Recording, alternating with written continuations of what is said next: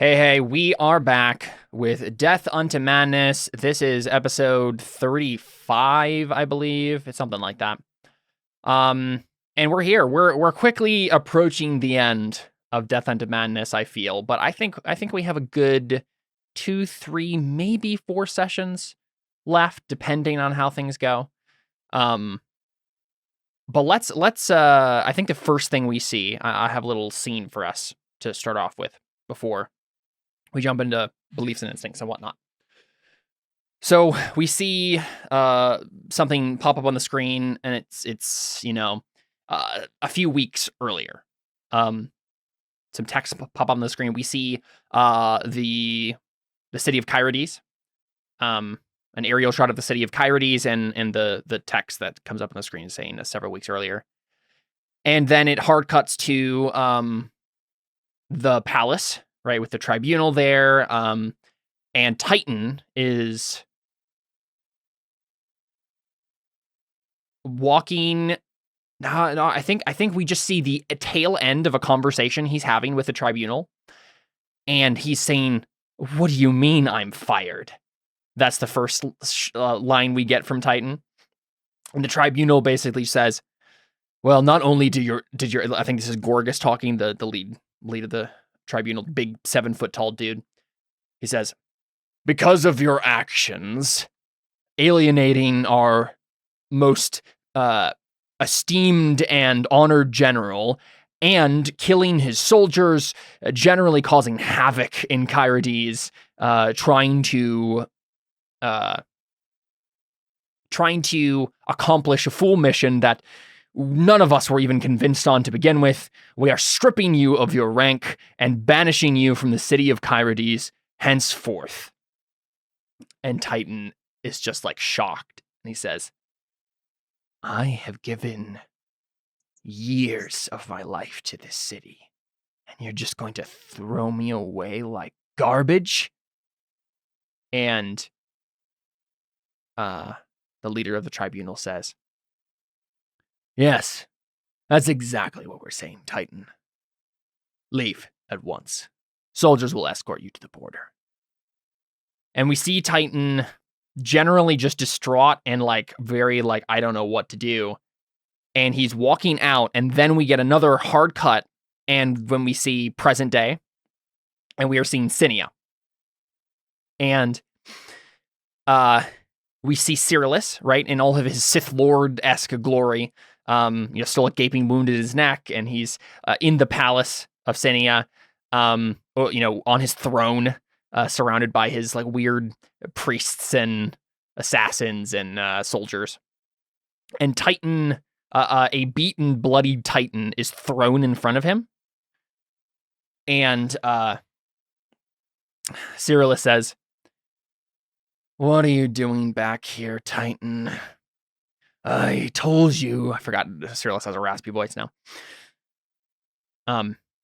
"After what you did to me, I should have you killed." And Titan's like, "Yes. Oh, Cyrillus, I am sure that nothing would be more just and right than for you to kill me on the spot. But how about you hear me out for just a moment? Because I have something I think you're going to want." And Cyrillus frowns for a moment and then says, "You have one chance, Titan. One opportunity to convince me not to kill you right now."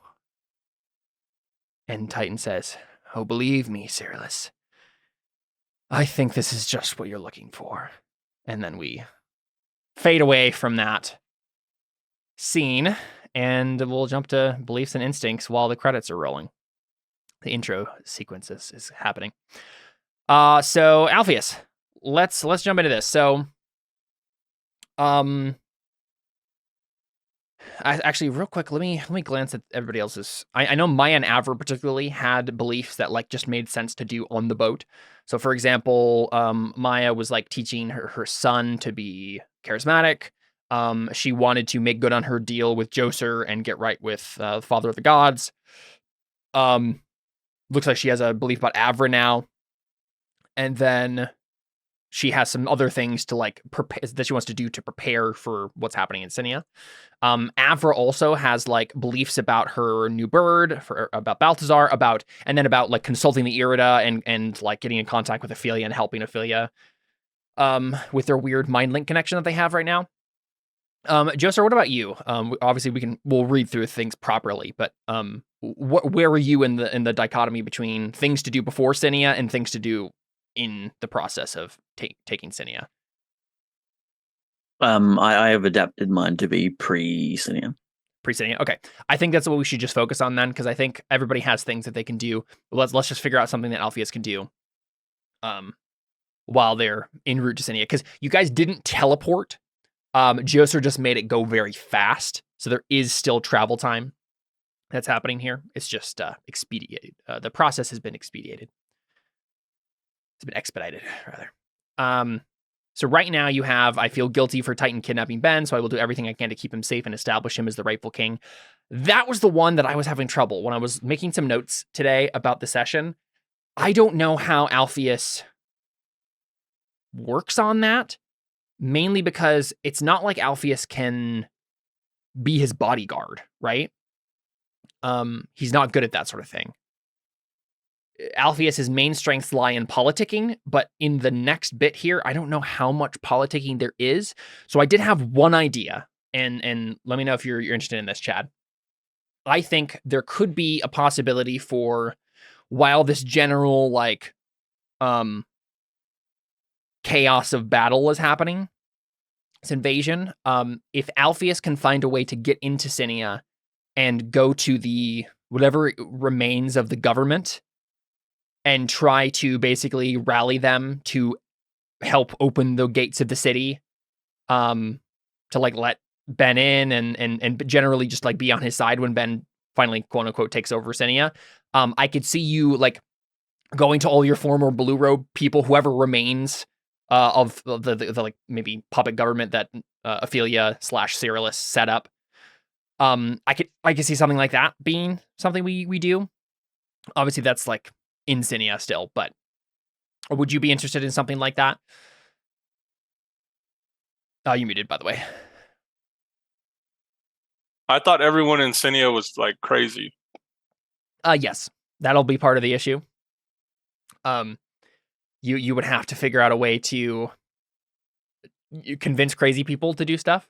But I mean, I'm sure there's varying levels of crazy that everybody is at, right?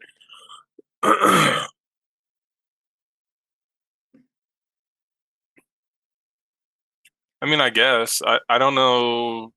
I really have no idea what Alpheus can even be doing. Mm-hmm.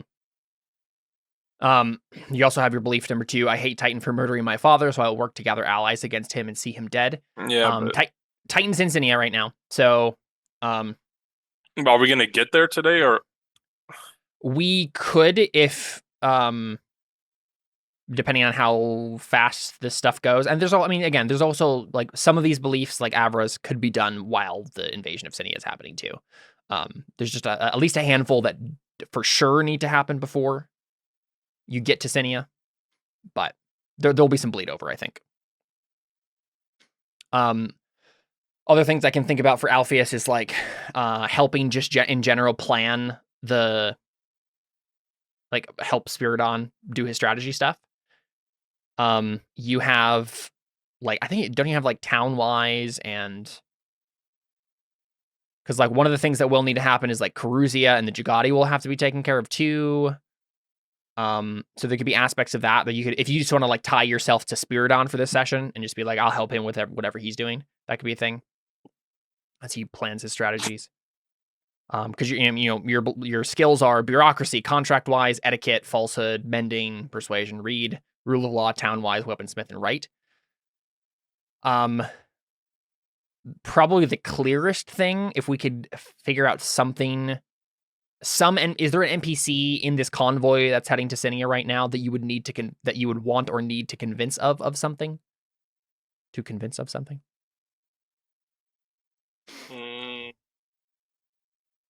Let's see. Because I think we tied up pretty well the Caledon Avra stuff for now with their like position in the government. Wasn't there something that you were going to do with Malekith when you met up with him? I don't remember. I can't even think of anything. Like, what's the point of Alpheus, like, at this point? Like, he can't help do anything. Yeah, that's one of the reasons that I think we need to have this conversation now so we can actually figure that out. Because yeah, he was definitely the person I was having the most trouble with figuring out what he can be up to. Because I mean, Alpheus has been an MVP this whole time, but like most of the stuff that he's accomplished has been accomplished already. And is just now set into motion.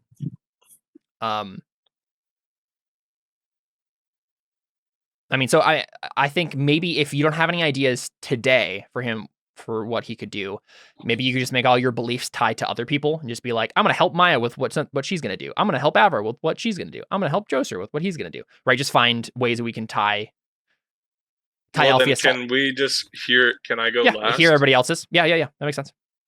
Yeah, let's do that. Joser, let's get yours. Absolutely. So I've been marked by my divine station and must live up to the charge given me. So I will ensure the safety of my companions by learning where Titan is. Nice. My father's purposes are of greater import than my own safety. I will increase my talents in astrology so that I may know them more clearly. And my light must be increased if I am to pierce the coming darkness. I will attempt to get in touch with one of my Ambara. And my instincts are the same as they were last time. You still have that last one because I assume you're trying to do like Alikos this time? Yeah, okay. I didn't do anything for it last time, so. Mm-hmm. Cool. And then all of your very weird traits. Mm-hmm. Very fun. Every single one of them. Yeah, so... I mean, at the very least, you could probably Alpheus work with Joser on a Titan-centered belief, right? And you still already have that other one, so that seems like a good point of contact for Joser. Maya, it's yours.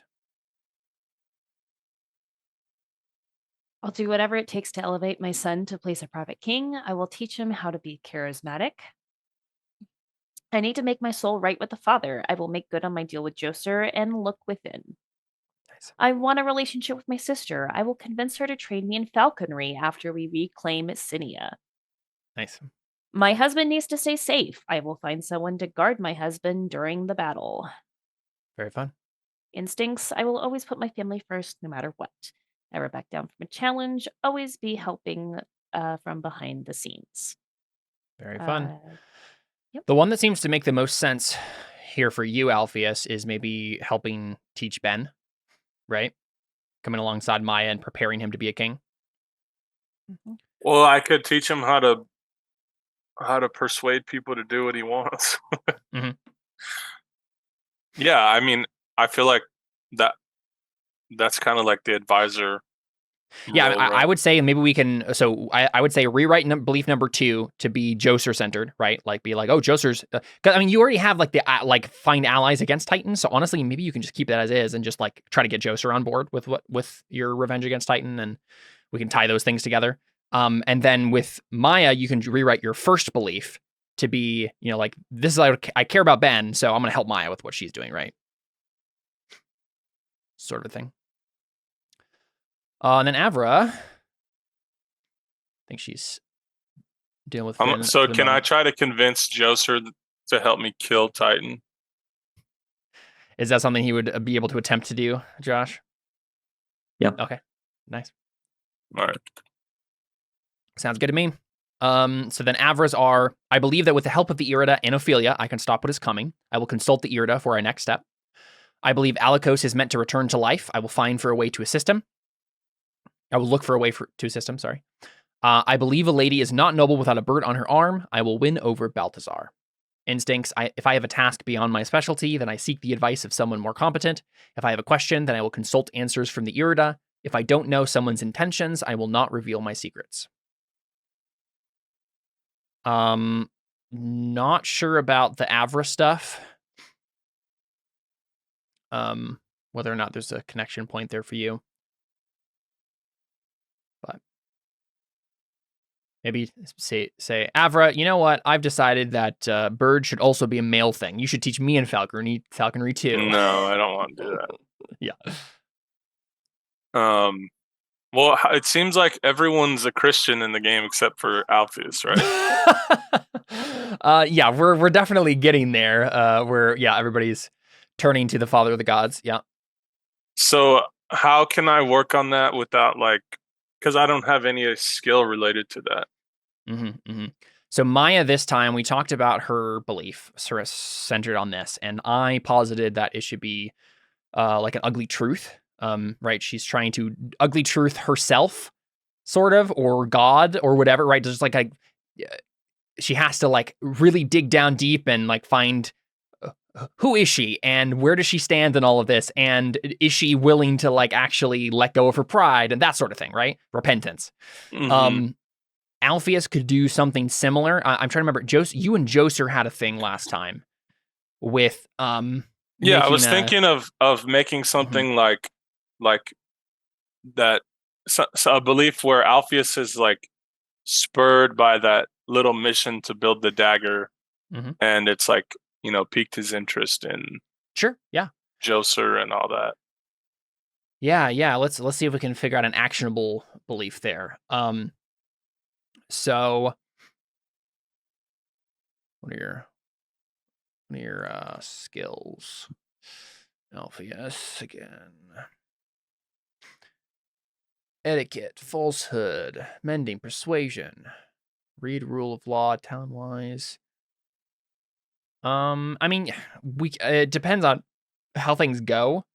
How would you be coming at it for Joser? Just you want to know more about this stuff? Well, I feel like Alpheus, I don't know, Alpheus has obviously seen evidence, right? Yeah. For all this stuff being true, but but he basically lived his whole life secular. Yeah. So I don't really know how someone would react to that. If they weren't just flat out convinced. I'm curious if there could be some sort of contract-wise related thing here where Alpheus sees everything that's going on with this Father of the Gods, knows that, Joser's talked multiple times now about how he's coming back and is going to judge everybody and whatever, right? Maybe Alpheus would come alongside it and be well, in the same way that I asked Ben for a position in his new government, what if I ask God to be can we make a deal with God here? What is his new regime going to be like, and how do I fit into that? Right? That might be an angle that Alpheus takes. Yeah, we can do that. Right? Because it could be Alpheus being ensure that I have a place in the world when God is through with it. Right? Try to convince God? I don't know. That would be quite the persuasion test. It would be quite the persuasion test. What kind of God is this? Is he peccable? Well, it's one of those things, right? Where it's always it's from your perspective, you're convincing him of things, but all along he knew you were going to convince him, and he didn't actually need to be convinced, but you needed to convince yourself that he was convinced. Anyway. Cool. Yeah, I like that. So then what are your three then? I'm doing my last one. Yeah.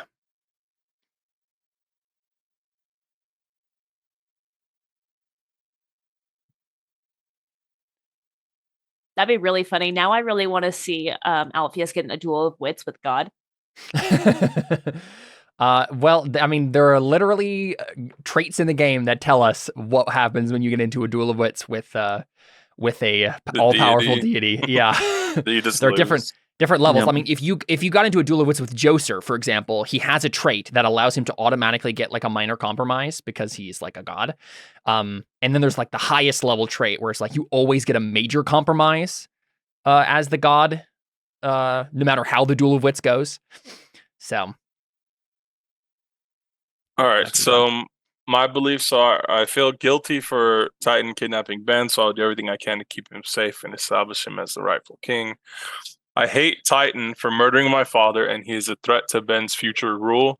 I will convince Joser to help me kill Titan. I am intrigued with the gods and what the world will look like after all this is over. I will speak with Joser and try and make sure to try and make sure.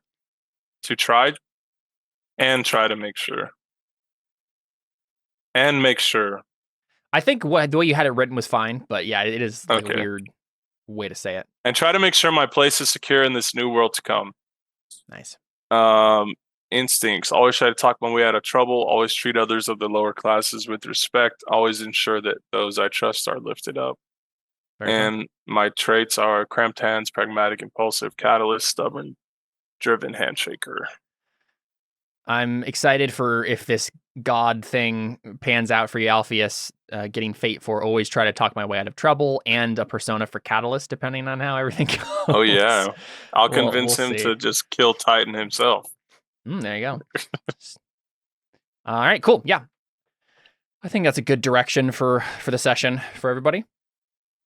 What would we like to start with? Obviously, we see a shot of the convoy of ships. There's like maybe one that's carrying all of you guys, and then there's like a bunch of other ones that are carrying the mercenary army. And I think the idea is that you're going to meet up with the ships from Setkes, probably outside of Sinia, a safe distance away from the harbor, and do any final strategizing there, and then attacking. So that'll be at the end of the session. I think if we have enough time by the end of the session, we'll take some time to meet up with Malekith and the other Sinian refugees and whatnot, and do a final like strategizing session of like, okay, what is the actual plan? Let's have Spiridon make a roll to see how well the plan is going to go, that sort of thing. So, but yeah, what do we want to start with? Everybody's got beliefs they could work on, so.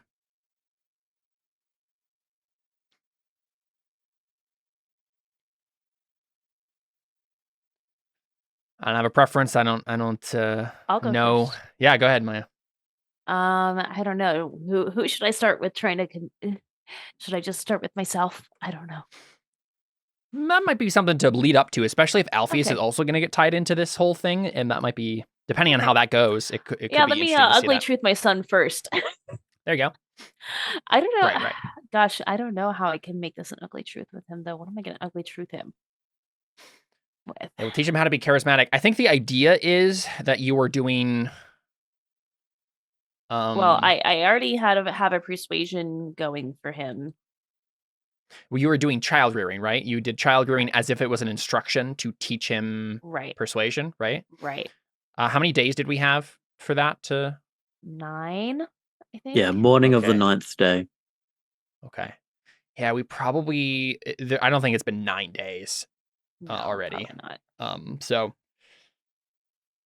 Yeah, I mean, you can't, like... continue teaching him in that what sense, does Ben want to do when we get to Sinia? Like, what does he think his role's going to be, I guess? Yeah, that is a good question, right? Because in theory, does he think that he's going to like march up with Joser because I'm going to be like, no, you need to stay safe and wait until the battle's over?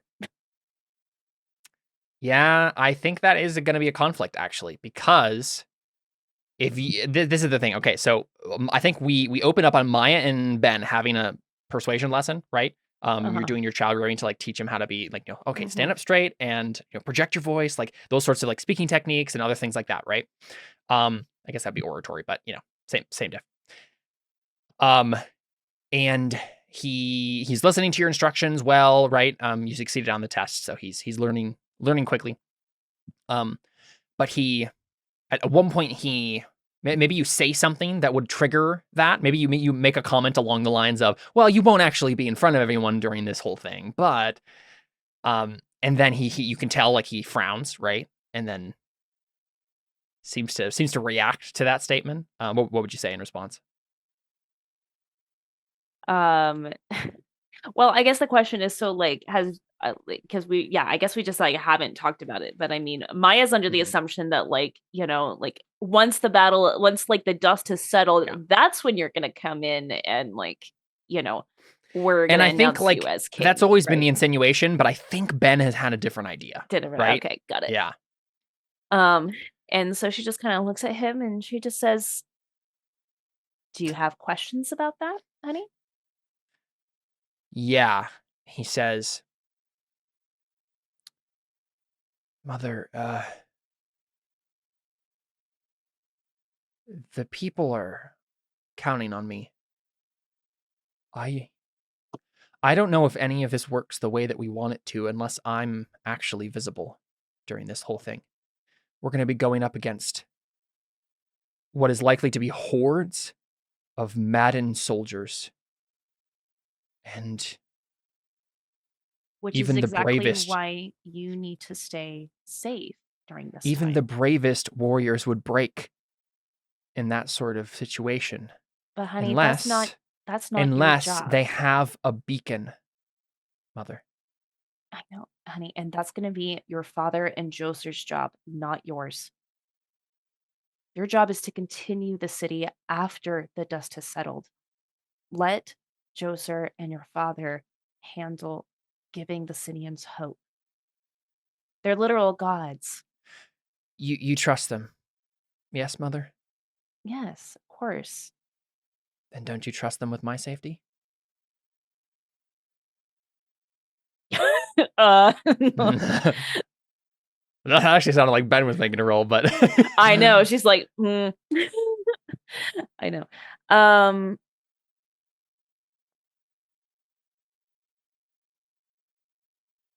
to think how she'd like respond to that.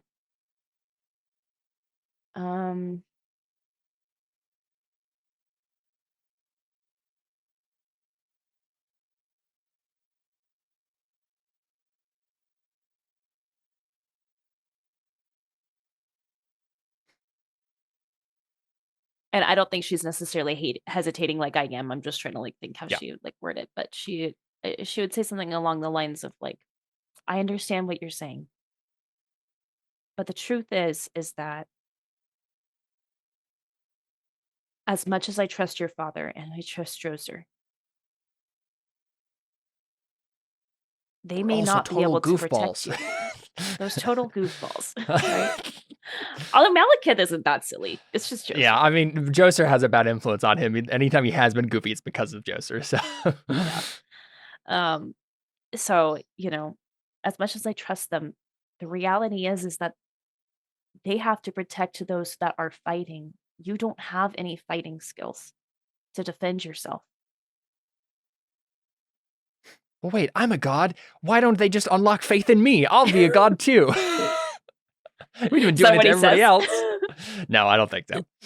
I don't think he knows enough about how all that went down to say something like that. Yeah, I think you just make a roll, right? Okay. I think that's when you make it.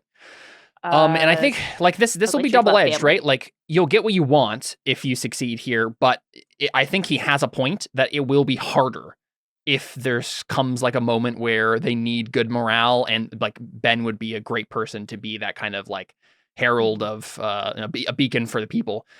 But yeah, you can get him to stay behind if you want to. So family wise, obviously makes sense. Yep. Yeah. Is this an ugly truth about family? Is that the ob? Oh yeah. Is it ob 3? Is that what it is? I think ob 2 about ugly truth about family is ob 2. I think I'm gonna make it an ob 4. Okay. Not because it's a more complicated truth, but because he has a belief that goes against this. So like the +2 ob for like being stubborn, basically, right? Okay, got it. Okay, so yeah, family wise, let's put that in there. But as long as you get enough forks, you should be able to get your routine test, I think. Yeah, I think so. So family wise, persuasion. Yep. It is in your best interest to not die. To not die. We need you to be the king. I mean, Caledon could be the king. Yeah, and I think she'd say something like that. Like, imagine if you did die, what that would do. Yeah. If this is the point you're making, then it would be worse if you went out in front of everybody and then died. Right, exactly. Can I fork in child rearing? Yeah, that makes sense. Okay. All right. So you're his mom. 3. Okay, so that's 3. Listen to your mother. Not lying about anything. Nope. I think that's it. Maybe a soothing platitudes. I was gonna say soothing platitudes. I think too. Okay. Yeah. Okay. So you're being kind. Okay. Excellent. Waiting if I just add in a persona to this right now. I don't. Nah. That's okay. You got 6. I know, but I've got plenty of fate. You know. Mm-hmm. So I kind of almost want to fail so I can use fate because I've got so much of it. Sure. Might as well. All right. All right, sounds good. 4. I saw 4. Mm-hmm. Nice. Oh, okay. Well, there's my failure. Let's. You do get what you want. Do you want to spend 2 fate? Yeah. Let's just hope I actually make it though. Yep. Okay.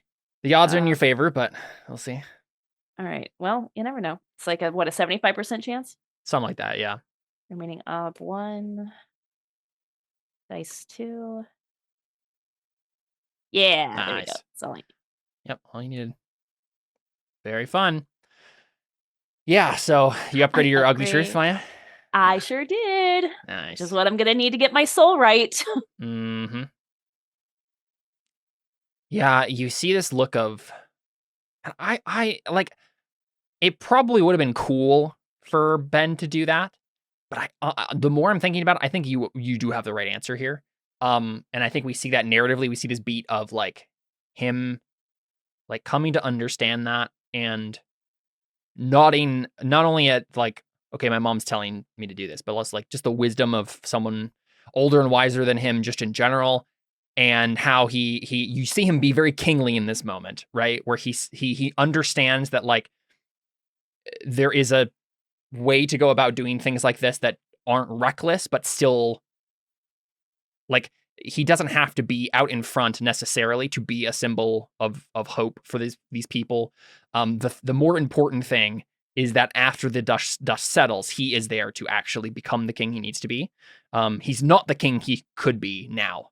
If the campaign had gone on longer and he had years to train and become like a cool warrior, that would be one thing, right? But he has not had that time. So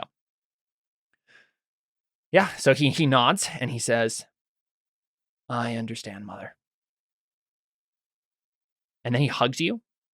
Oh, I love him. And he says, I just hope that when everything is over, we can just go back to being a family again, like we were. I know it's not going to be the same, but, well, you know what I mean. I do. I hope so, too. And I think we'll have more family to add to. I guess Joser's your uncle, technically, and you have an aunt in Avra. Mm-hmm. Yeah, he nods. Yeah, it'll be better, right? Well, no more secrets, no more you worrying that someone finds out about who I am. We'll just be able to help Sinia be the best it can be. Exactly. Yeah, and he nods. Very cool. All right. That's it. Sweet. Let's jump over to Alpheus. Alpheus, I'm thinking maybe we do the Joser Titan thing. Maybe it might be a good place to go next. Because Joser had that on his like character sheet anyway, as belief to like look into the Titan thing. So maybe Joser's thinking about it now, and then Alpheus happens to come up. You know, as the fates intertwine here, and although I suppose I'm curious how Alpheus would bring it up.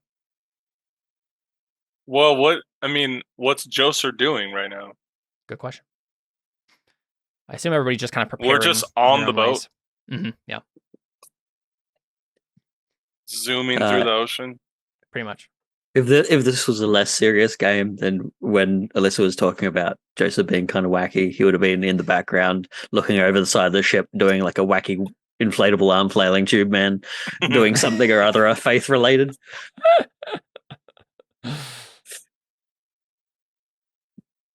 But yeah, I think he's like, he's probably standing just, he's probably on the back of the ship, just like raising his hands toward the sail, doing the wind to make sure that we're going quickly. Sure. So he's like using the force? Probably pretty looks much, like that way, yeah. Yeah, exactly. Okay, so Alpheus just casually walks over there to where he sees Titan, and he's like, I mean, not Titan. Oh, Titan's on the ship. Oh no. We found him. I got the answer to my question. He's right here. So he walks over to Joser. I walk over to Joser and kind of, I don't know if sheepishly is the right word, but I'm like, hey, am I interrupting? I do not believe so.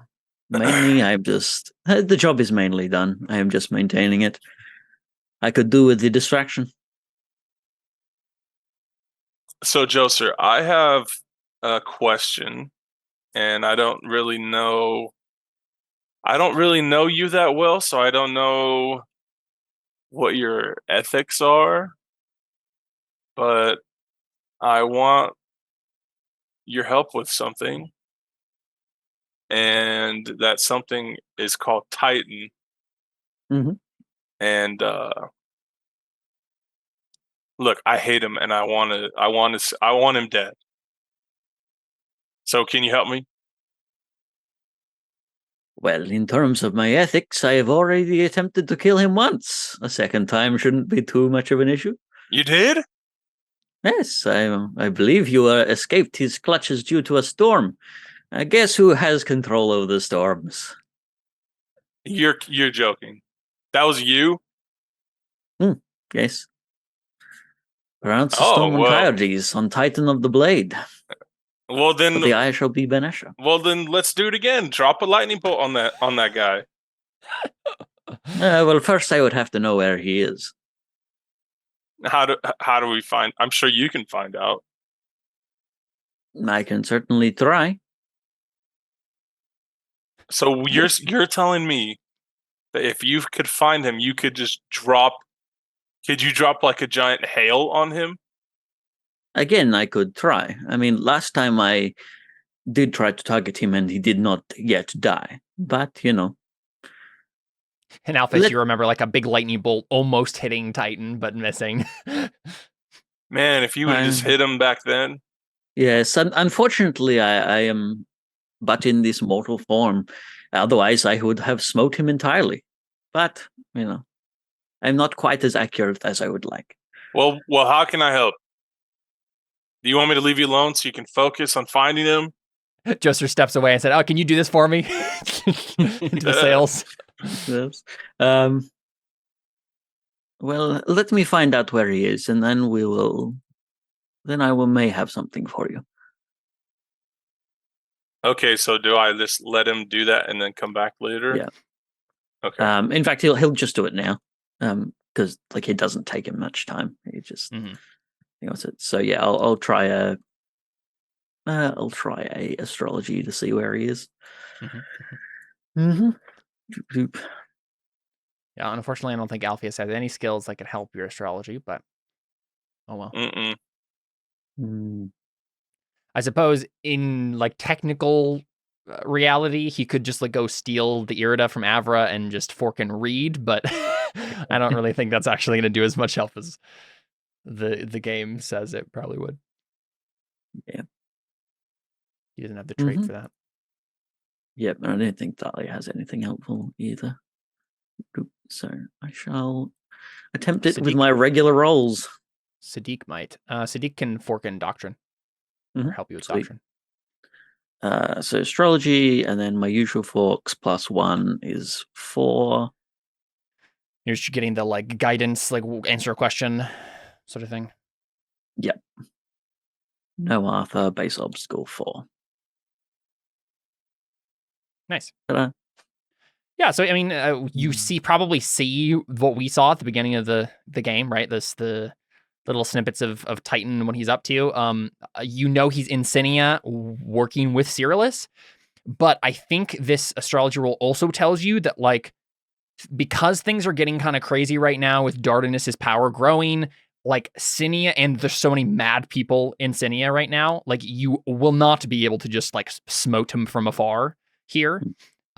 You'd have to get closer. But like it's certainly, this is the first step to being able to do something like that, is like knowing where he is and having a beat on him now.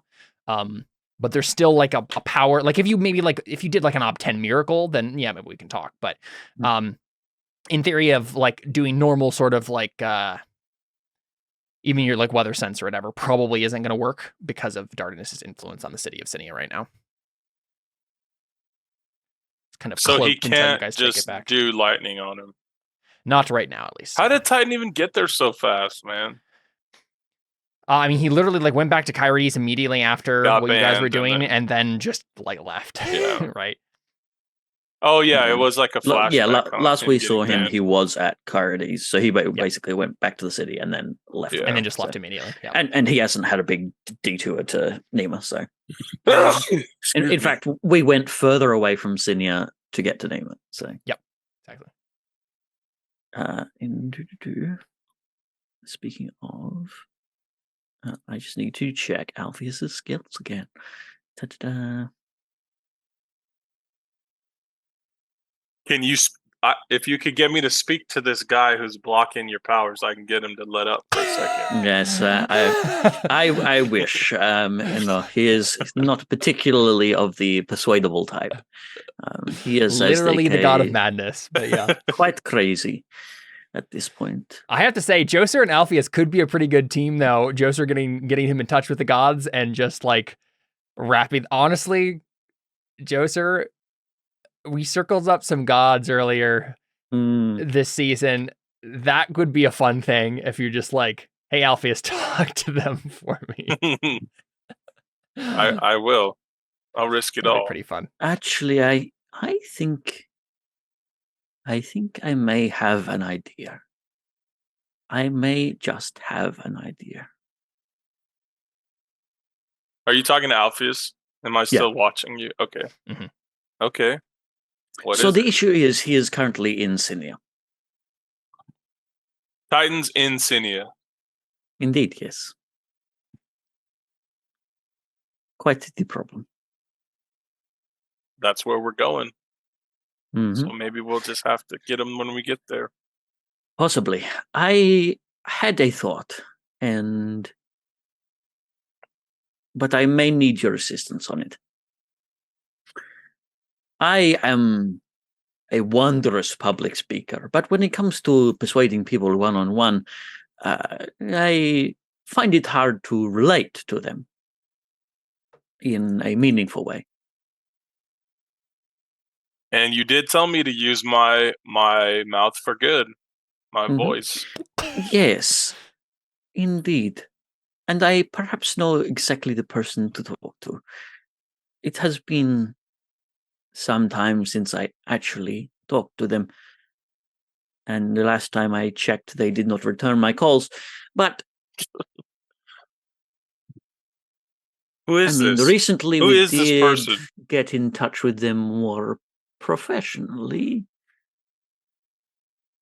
I wonder.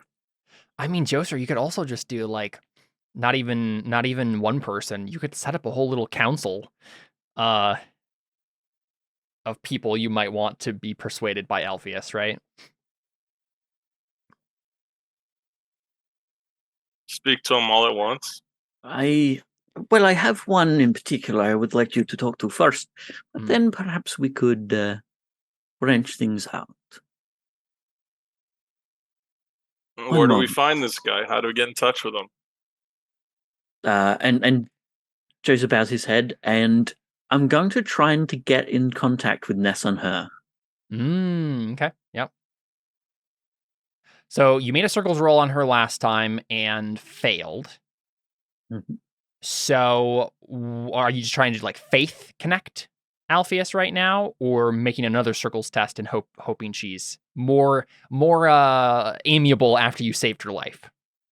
Yeah, probably the latter, at least to begin with, and we'll see if we can.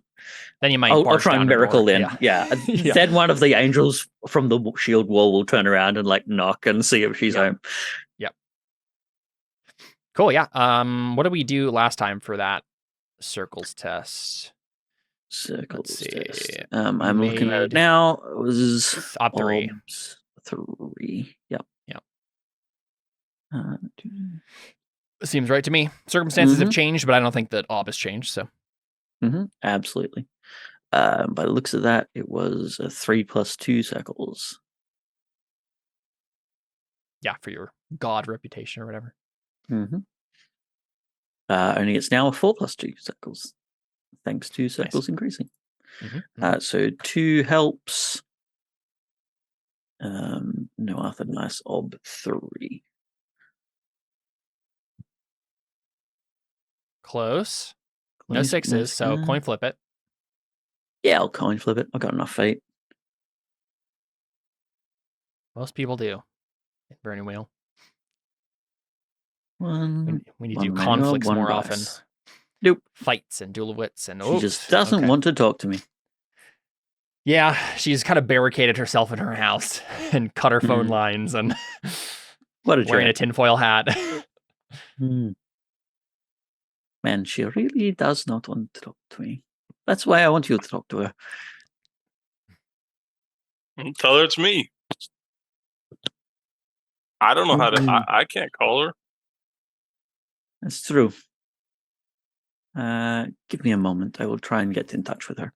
Alpheus has been remarkably nonchalant about talking to a goddess so far. Well, I mean, I'm talking to one right now. that's fair. Yep. Also, I don't know that Alpheus realizes like who she even is, right? Like, how would he know? It's like, oh yeah, Nessanhor, you're just named after the goddess? Yeah, sure. I mean, does he know who she is? Should I know who she is? You could make a doctrine test, but you don't have doctrine, so it is probably a good bet to say that Alpheus doesn't necessarily He's just realize like, okay, in this Nessa moment. and her, like, yeah, whoever that is. I'll talk to her. Yep. What he didn't say the goddess of whatever. What is she the goddess of? Metalwork and strength. See, that might make him be like, oh crap. This is actually a pretty good person for Alpheus to talk to, actually, because you're a weaponsmith. So. Yep. Why don't you just have me do some ritual where I offer her up a sword or something, and then she comes? That's technically a possibility too, but Joser also just has gratiated faith. So. So what are you going to try to do with that, Joser? Alpheus's astral form into. just allow him to talk to her, basically. Yeah. Where is she? Probably Minor Miracle, right? I think so. She is currently in a Mount Olympus style castle in the mountains over by Nema. Oh, okay. Yeah. But I think the idea here would be Joser is like kind of sending your spirit over there so you can talk to her. Yep. So faith. Help 2. Dahlia's around.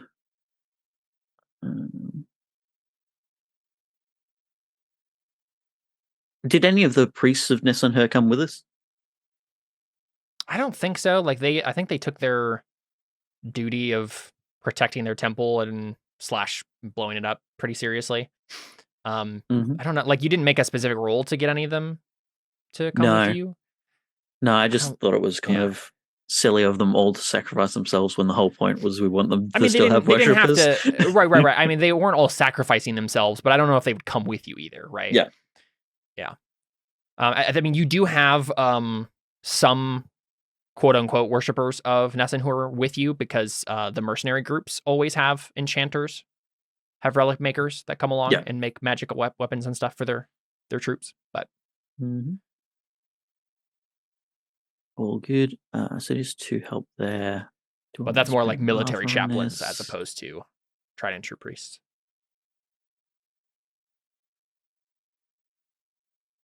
Don't want to spend another. I'm not going to.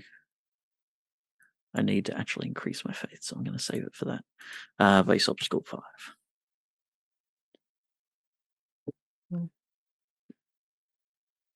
5. Is it 5 or is it 6? Because you're not doing against you, right? Yeah, it depends on whether Nessanhur is a believer or not. Well, you're kind of doing it against Alpheus, right? More than anything, you're trying to miracle Alpheus over there rather than. Oh, sure, yeah. That makes Yeah. sense. So I think it's 6 Mm-hmm. because of good old Darty. Good old Darty. What a lad. Yeah, why not? Let's go that. Nice. Very fun.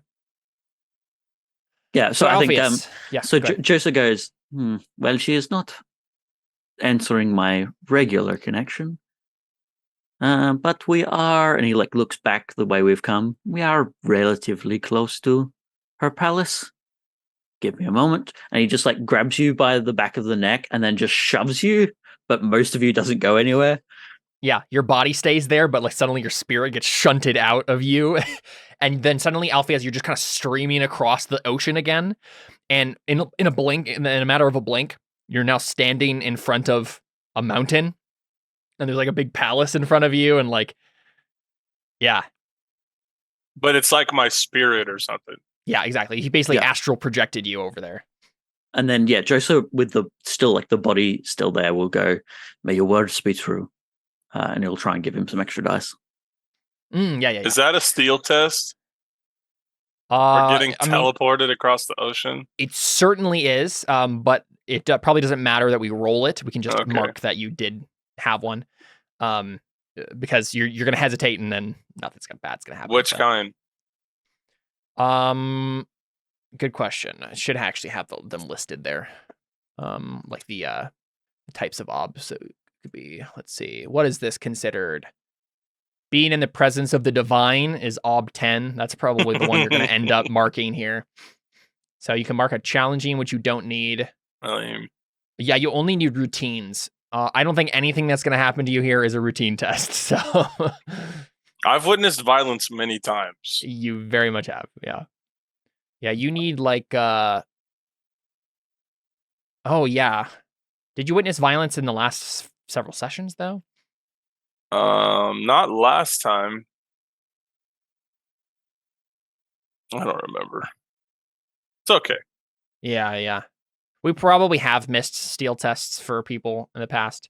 You'd probably have gotten a couple from seeing Josa's glowing scars for low grade. That's true. Yeah. You know what? I'm just gonna go ahead and just advance to 5, Alpheus. I'll go ahead and do that for you right now. I think we've been missing some things, and you probably have gotten those routine tests already. Cool. So. Okay, so I get teleported basically. Yep. And you see like this kind of mount. Palace? Yeah, it's like Mount Olympus style glowing like palace on a mountain sort of a thing. And there's like a winding staircase that like leads up to it. You also see a bunch of flaming birds kind of like in a ring around it. And they like move their like fiery wings to let you pass as you climb up the stairs. So I don't know did Joser tell me what I'm supposed to be asking her for? He probably he probably will tell you. I think there's probably still at least some connection where he can talk to your body. Yeah, you're hearing Joser as like an echoey voice in the mountain somewhere, right? Yeah.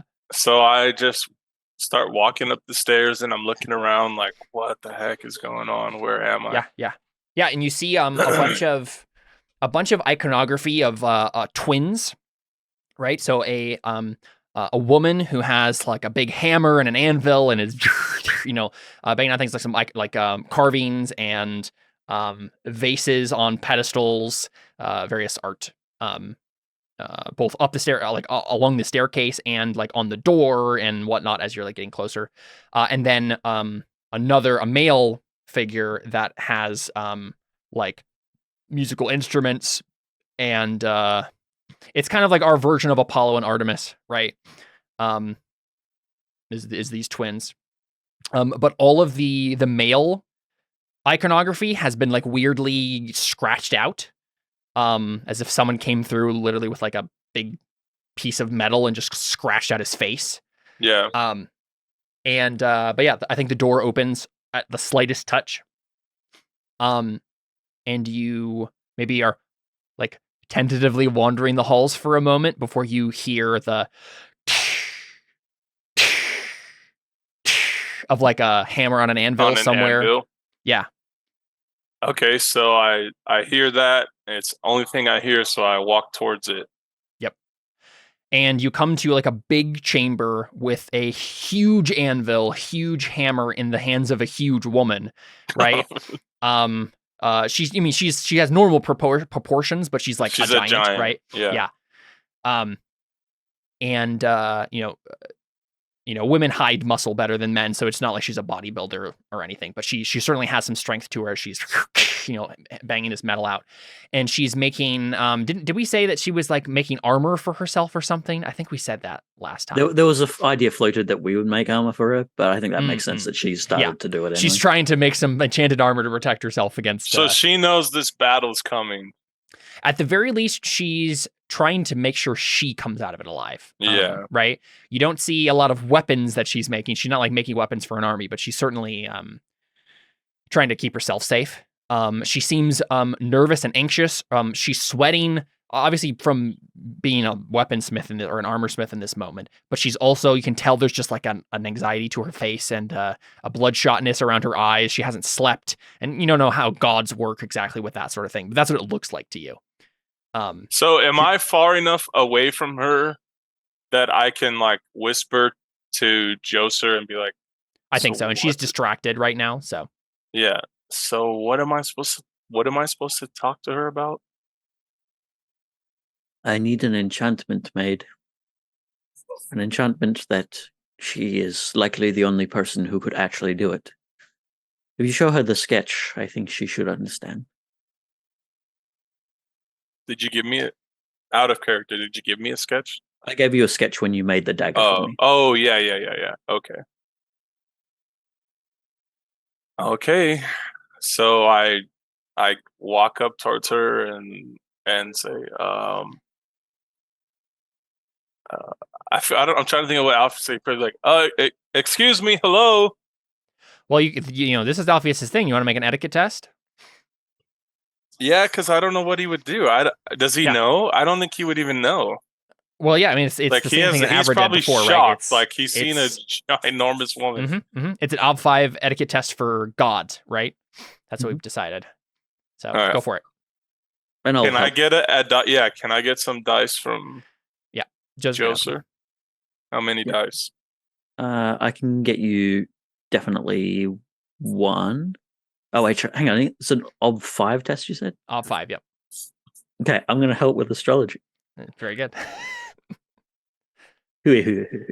Now you get your test there, Joser. Good job. 19. So you're getting two dice from me. So I get 2? Mm-hmm. Okay. Base Ob 5. Mm-hmm. Close. Ooh. You got 2 6s. You have like a bajillion fate, right? Yeah. If you want to spend 2 fate, then you could reroll 3 dice. Just 1 second. I need to check astrology because. Oh, right. That last dice is the astrology dice, and I don't know if helping out that still explodes. I think we played it that way last time. Yeah.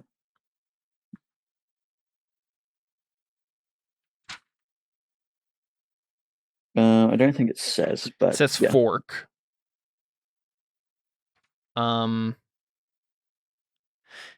Yeah, it specifically only says fork and not help. So I think we can assume it's mostly just for other people or for you. Yeah, that makes sense. I think that's probably the way to rule it. Yep. So go ahead and do your thing, Alpheus. Reroll those 3 dice with your 2 fate. Oh no! No way! That's terrible. That is terrible. Do you have a call on for etiquette? No, you just have like the etiquette one for oratory and persuasion. That sucks. Sorry, man. So I do just say, I blunder and say, hello. Yeah. You forget all of your etiquette. Is it because like is Alpheus like enamored with this woman? I think he's more like scared of her. Oh, fair enough. Yeah. Because like she's that's true because Joser, you've talked to a god in Joser before, but Joser's just a dude right now, right? Yeah, this is still a god. Like yeah, this person looks like a goddess. Yeah, and feels like a goddess. Yeah, so he's like scared, and yep, makes sense. Yeah, so she stops that's what her. He does. She stops her pounding on her armor and sets down her hammer, and then turns to you slowly. Has like a dark look on her face, and she says, I don't remember receiving any visitors. Why have you intruded on my palace? I'm sorry. I'm here to speak with you on behalf of a friend. She rolls her eyes. I told Hagiel to leave me alone.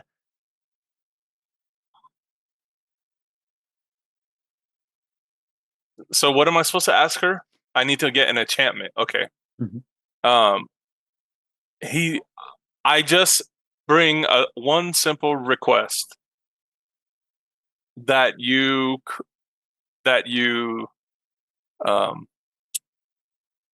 build this enchantment on this piece of paper. She frowns, doesn't take the paper or like come closer to you or anything. And she says, I've already given Hagiel my answer.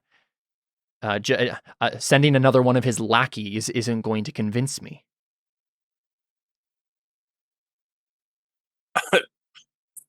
I mean, I feel like Alpheus would probably still be feeling scared of her, but offended that he was called a lackey.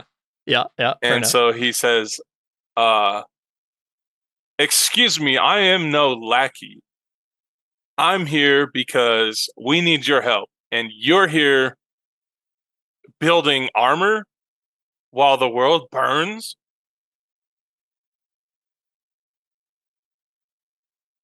She just stares at you. How hard would it be to build this enchantment for us? Yeah, she actually takes a look at it for the first time. Remind me, Josh, what it is. Yeah, so it was just a design that was on the hilt of the dagger. And I think as she looks at it, it becomes pretty clear that this is essentially just like a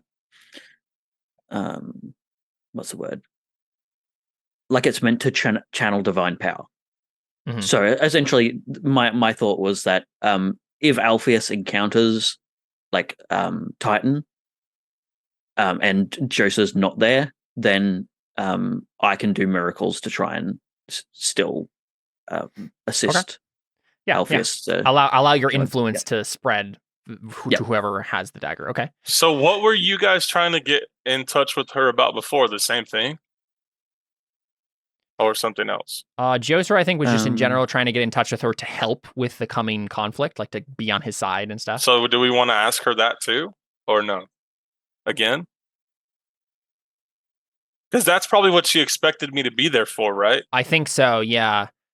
I think it's better to not talk about that and just be like, we just want you to do this one thing, right? Yeah. So I think you'll definitely, and this is something that I think Alpheus understands instinctually in this moment. She's looking over it and quirks an eyebrow, but now you need to drive home what your persuasion here with something along the lines of, this is an artistic challenge, and like playing to her as a weapons. I can flatter her, be like, no one else can build something like this, only you. Yeah. As Alpheus starts to get his confidence back, starts schmoozing the goddess. Yeah. So she's looking at me like waiting for me to say something, right? Or no, she's just looking over the diagram, and you see her quirk her eyebrow, and you just get a sense that you got to like keep talking her up, to drive home the persuasion before you can make the roll.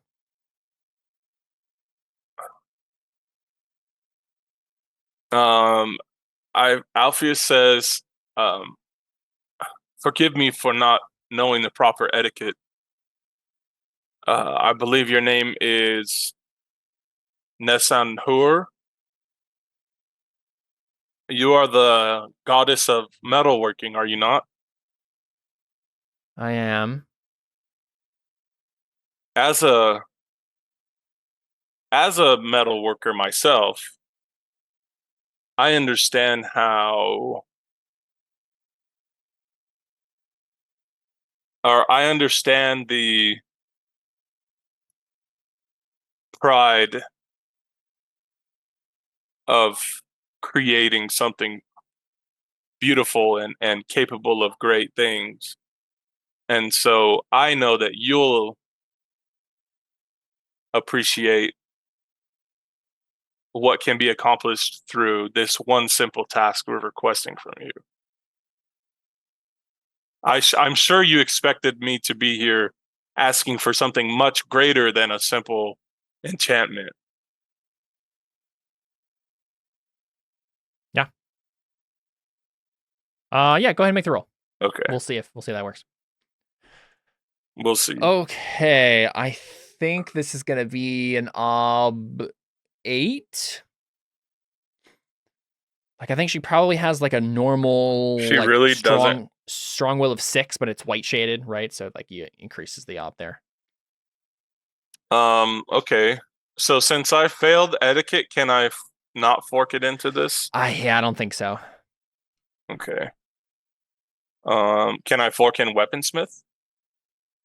I'll give you just a general advantage die. Yeah, okay. I don't think you can, like, normally you can't, like, fork in, like, action skills into, like, a conversation like this, but yeah. I'll give you an advantage die in general for being a weaponsmith. I think that's it, to be honest. I think you can fork in contract-wise. Really? Yeah, I mean, you're trying to make a deal with her here, right? Yeah, it is a deal. All right. Yeah, and then you've got 3 helps from my faith. Yes, that's true. He divinely powered you up earlier. Yeah, and I'll give you 2 from, do you think like astrology or oratory would be better? Let's do astrology. I think Joser's just kind of, influencing things subtly from behind the scenes here. Mm-hmm. So I have 7 help. Yeah. Yep. If you fail this, it'll be sad. Yeah, I know. Base off 8. Oh. Oh, no. Okay, you could do the same thing. Spend 2 fate for 3 dice. Yeah, I'll do it. Okay. Remaining op 1, 3 dice. Okay. All right. Well, that one worked at least. Barely. Yeah. So this is the thing I think she says, though. I think she says,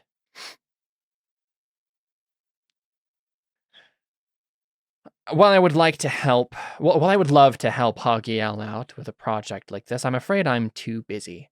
And she turns away, and at first you're like, wait, no, I said the right thing. Like, I could see on your face that you were gonna, like, what is happening here? But instead she turns back to you and says, you do it yourself.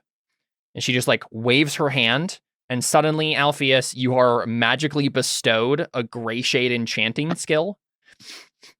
What does that mean, gray shade? So it's like just my faith in that if you get a 3 on the dice, it still counts as a success. Oh, okay.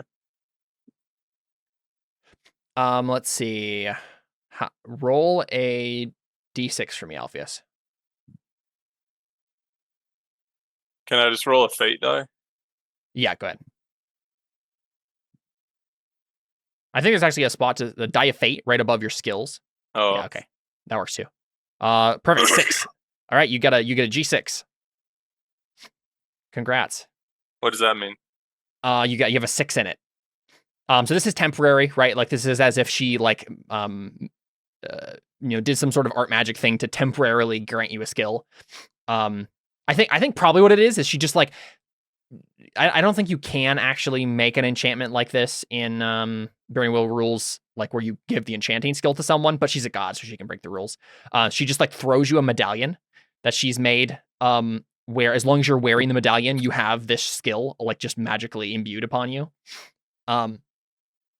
So she's just like, do it yourself. This is something I do. I give mortals power, like. Yeah. Okay. And she's like, there's a mortal-sized forge right over there. You might need it. So, okay.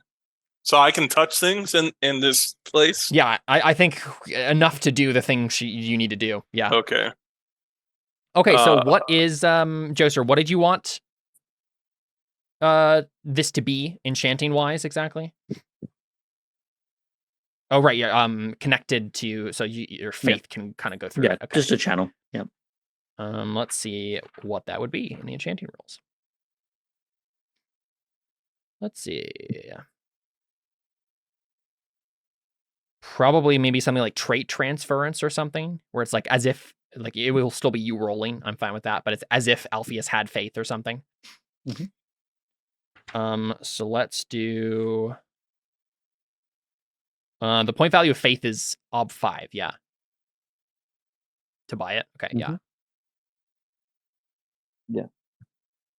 All right. So it's going to be an ob 5 as a base. Let's see. Who does the effect affect? The wielder of the item. Yep, yeah. Yep. So no increased ob there. How long do you need it to last? That's the question. The things here are lasts until used and then is then expended.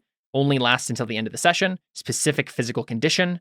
Lasts until failed test. Multiple uses. Lasts until the end of the adventure. Lasts until the end of the campaign. Lasts forever. I think if we're doing it just for this, then it's like lasts until it's used.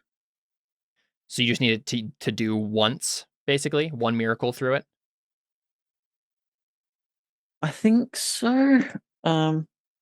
Because it could also be lasts until a failed test, or multiple uses. What's the increase for failed tests? Actually, though? Yeah, they're both ob 1. Both of those are lasts until failed test and multiple uses. The difference is, either lasts until you fail, or every time you use it, you roll a die of fate, and on a 1, it gets used up. You can also set a specific physical condition that, if met, the power fails. So the item can't be wet, the item can never touch the ground, and that'll give you bonus dice to the test. So, make it so there's some weird condition that it can't fall under, or else it fails. Well, let's go multiple uses.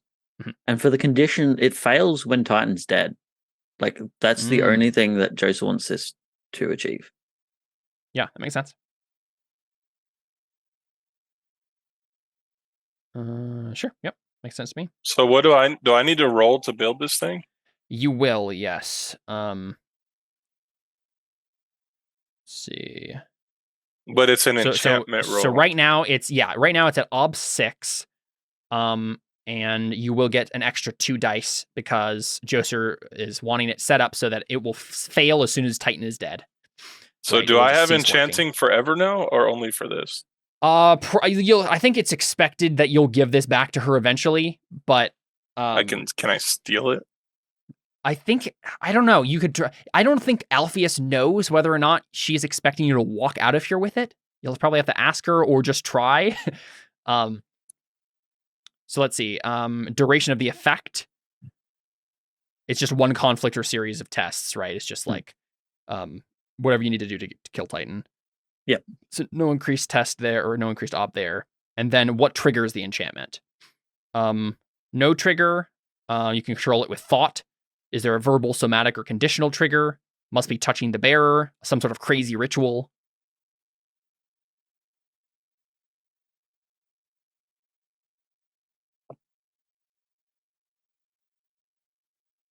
The easier ones is if you do some sort of like verbal, somatic, or conditional trigger or crazy ritual. Otherwise, it'll increase the op. Triggers in the presence of Titan. That's it. Let's see. Yeah, so conditional trigger. That makes sense. Yeah. So that's Titan is there, then I can do something. Yep. It's a very specific kill Titan item. Okay, cool. So that means your final ob for this Alpheus is 6. But you will automatically already get 3 additional die because it's your Joser's walking you through this and giving you conditions that'll make it easier to make. If you have any forks that make sense, I think you automatically get a die for having made the dagger yourself. Okay. So that's 4 dice you're getting extra. Let's see. I'll help with astrology again. Sure. Yeah, that makes sense. I think typically you can help, help or fork with more esoteric sort of skills. I don't know if you have any of those though yourself, Alpheus. Like I don't think mending actually helps you. That's an automatic fork for enchanting. So can I fork in weaponsmith since I'm enchanting a weapon? Well, so you already got a die for having made this yourself in the first place. I think that's the die there. I think that's it. So do I get 2 for astrology? Yeah. So I think you're getting 6 altogether. Yeah, 6 dice altogether. Yeah. Base ob 6. Base ob 6. Got it. Nice. Very good, Alpheus. Yeah, this one went way better than that one time Cyrillus tried to get enchanting and had to learn it from the ground up. But it's because my 3s count, right? Or do 3s always count? Exactly. Yep. Oh. It's because the 3s count. Yeah, because I have 3 3s, so I wouldn't have got it. You wouldn't have not have got it if it wouldn't have been gratiated. Yep. A lot of ones there as well. I know. Yep. 4. Yeah, so you finish putting the enchanting on it. And then what do you try, Alpheus? Do you give it back? Do you ask her if you can keep it? Do you just walk out with it? Can I roll etiquette and say thank you and then just leave? Roll an etiquette test to be able to walk out with it for free? Okay, yeah. I think this will be an ob 6 since you failed the other etiquette roll. Oh, but you can attempt 5 etiquette. Okay, if I fail etiquette, can I try to persuade her to let me keep it? Yeah. Mm-hmm. Okay. And I mean, I can't fork anything. I don't really have anything. Probably fork in persuade. Oh no, even though you want to use. Yeah. I was don't fork in. I think you can fork in falsehood though. You're trying to be tricky about this, right? But I do have falsehood. Yep. I thought I was still being get learned. 2 helps. I'll give you my 2 helps again. And Joser can help you with astrology. Yeah. All right. Let's see what happens. So 3 dice. Additional. Can I use persona? Mm-hmm. Yep. And then also, if I fail, use fate after or no? Mm-hmm. Yep. Okay, how many persona can I use? Up to 3. I'm gonna use 2. Okay. No, I'm gonna use 3. Do it. And this is a pretty cool magic item to get. Okay. Base ob 6. Mm-hmm. I got it. Nice. And another difficult test. So. Difficult test too, yeah. And you needed it, yeah. You say 1 challenging and you upgrade your etiquette. Sweet. Yeah, so I think you do it so well, Alpheus, whatever you do, that she doesn't even notice that you left with it. But it's so natural to her. She's just like, oh yeah, sure, of course. What do you actually say as you leave? That's so courteous. I don't know. Maybe there's some type of she's not Sinian though, huh? No, not necessarily. I think she's originally if she's assigned to any people, it's the darker skinned Autocat. But would weaponsmiths know anything about a way to honor the gods of weaponry? I mean, given the society that you live in, probably, but you don't have doctrine. Oh yeah. Well, then I probably just. I feel like this is more about Alpheus's personal, charm and charisma and just innate knowledge about these sorts of things, rather than him actually knowing what he's doing. The proper thing. Yeah. So I think Alpheus just can I just make it simple? Alpheus properly returns all of her equipment exactly where it was. Yeah. And cleans up and then leaves. Yeah. And you do it in such a way that she's so impressed with the way you keep your workspace tidy afterwards that she doesn't even question that you're walking out with her amulet. Yes. You even divided all the recycling bins correctly. Right, yeah. Exactly. I sorted all her different metals. I think it would be an etiquette roll to put your recycling in the right bin. I think that's what it would be. I even put her grocery cart back. It would either be that or bureaucracy to put your recycling in the right bin. Yeah. Cool, yeah. So I think we can probably cut from that scene there, unless Alpheus wanted to follow up with Joser immediately afterwards about the god. Actually, either way, I think we should cut from that and go to maybe Avra next. Yeah, I think cool. Alpheus just walks out of the Mount Olympus thing with like a new magical amulet. And then I'm flying back. Yeah, and then suddenly, whoa, and you're back in your body, right? Yeah. One of the flaming birds like puts its claw on you and shoves you back again. Mm-hmm. Okay. Nice. Yeah. So Avra, what stuff did you want to accomplish today? You had stuff about Irida and Alikos and whatnot, but what would be the next thing for you as we're traveling on the boat? Carly. Sorry, what was that? What's next? What would be the first thing Avra would want to tackle? You're on the boat, right? There's you got some time to work on any of these things. Yeah, I just finished putting Finn to bed, so I just need to roll 20 and look at my beliefs again. Yeah, so you have, I believe that with the help of the Irida and Ophelia, I can stop what is coming. I will consult the Irida for our next step. I believe Alikos is meant to return to life. I will look for a way to assist him. I believe a lady is not noble without a bird on her arm. I will win over Balthazar.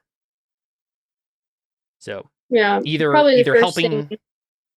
First thing I try to do is just make a doctrine roll for the Irida. Yeah, I mean, I think the thing is, right, the next thing that Ophelia is doing, I believe there was some time here that has passed where she's been trying to gather up her old followers who died.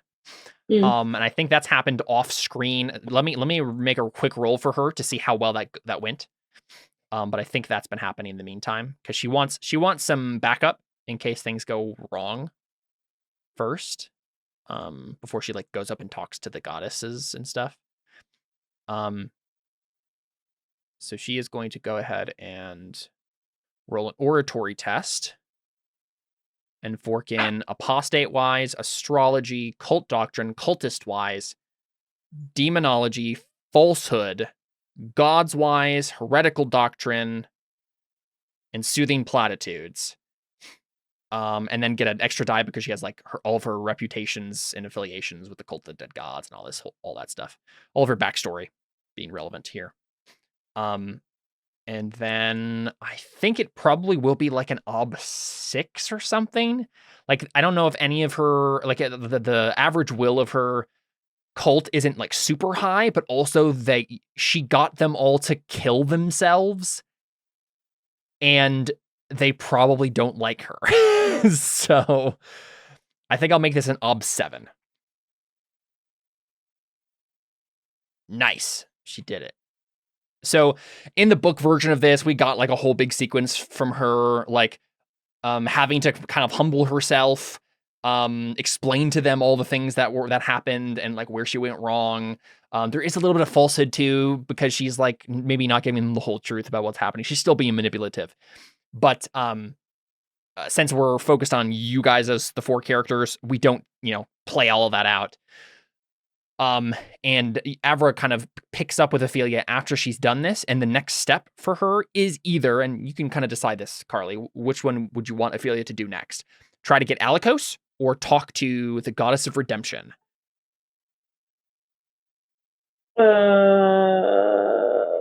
Both of them are dead on the other side. So. What? So the idea with Alikos would be try to get him, like, find him somehow, and then maybe try to find a way to get him back to the other side. Or it would be talking to the goddess of redemption, and having Ophelia have to basically convince the goddess to turn against the Tannerin and come back to the light. I think the idea would be something along the lines of, you're the goddess of redemption, redeem yourself, right? Like, make it all better. Make yourself a living god again. You have the power. Yeah. Hagiel told me you did. So I'm confused why I'm... Well, because you have 2 beliefs on this. It's just what Avra would want to prod Ophelia to try to do next. Because you're kind of like helping her from the day side of the planet doing Irida stuff. Okay. I mean, probably the redemption thing, because as much as getting in touch with Alikos is something she wants to do, like she needs to get the ball rolling with all the other stuff in order to save Sinia first. So makes sense. Yep. Okay. So what exactly are you trying to look into the Irida to find for this situation? I think in terms of like, usually you're using your doctrine here to kind of function like replace astrology. So I think the idea would be just depends on how concrete of a thing you would want to get. So like constructing a person's horoscope is ob 2. It's like getting the very vaguest sense of what Ophelia should do next. To make it be helpful to her. You could also do determining the auspices of beginning an enterprise, which is ob 3. Kind of like a vague feeling about like what will happen if she goes to the goddess of redemption. But you could also do calling upon the stars to answer a question, ob 4, which would be calling upon the Irida to answer a specific question. And ob 5 is interpreting celestial phenomena or omens. So any of those I think could be relevant. They'll be progressively harder and progressively more helpful the higher you go. I'd say maybe the ob 3. Okay. So a general helpfulness about like what you should do, Ophelia, but not like a specific answer to a specific question. Okay. Yeah. Sure. Yep. Go ahead and ob 3 that. And then your normal forks of heraldry and read. I feel like it could probably help you, though. You have, like, a weird magical connection with her now. So she'll help you with her own astrology. So you can get 1 die from that.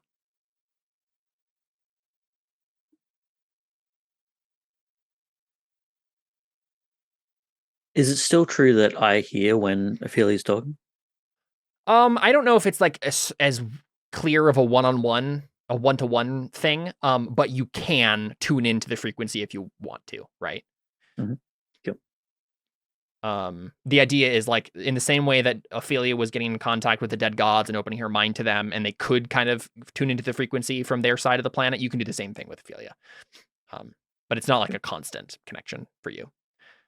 Cool. Yeah, ob 3. I think Joseph would make it a point to like actively listen in every time. Sure. Because he wants to be such a contrast to the other dead gods. Yeah. You're not distant. Yeah. Right. Cool. Yeah, so Avra, I think you've given Ophelia a die to her, whatever she's going to roll here to try to convince Mary. You're just kind of helping her with like, okay, the Irida is implying that you have to speak these sorts of words. Like, here's a snippet of the dialogue you should have or something along those lines, right? That can help her do what she needs to do. Okay, so the question is, I feel like she's probably just making another oratory roll.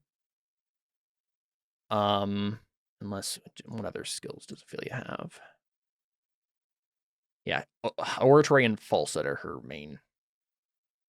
main things, and she's not gonna lie to the goddess of redemption about this. So I guess I think what we see is trying to think of what Myri's Nega Palace looks like on the other side of the planet. I mean, it's mostly a blasted wasteland here. So I think it's maybe like a weird garden. It would be a garden, except it's just a rock garden. And the rocks aren't even particularly beautiful, right? It's just it's set up to as if if it was on the day side, she would have a beautiful garden like villa or whatever.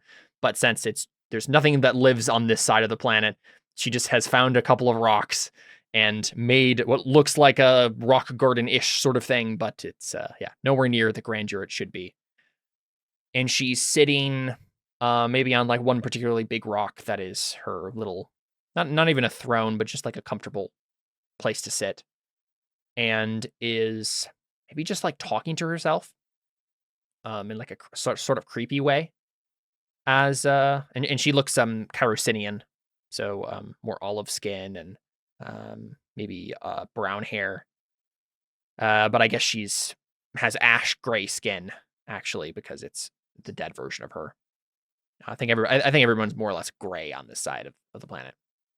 And so she, Ophelia, with her old cult kind of behind her, Philip included her son in kind of his weird ghost angelic form,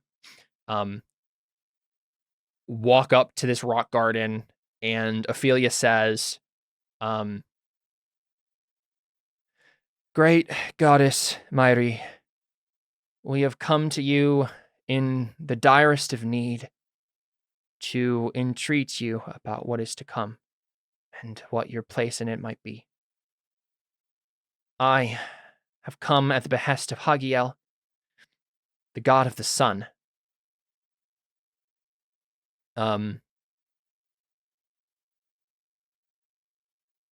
And obviously Mairi probably like flinches at that and maybe like not quite hisses, but like almost to that level of like shying away from the name. And Ophelia just prostrates herself, I think, before the goddess, bows like she would normally do, and says,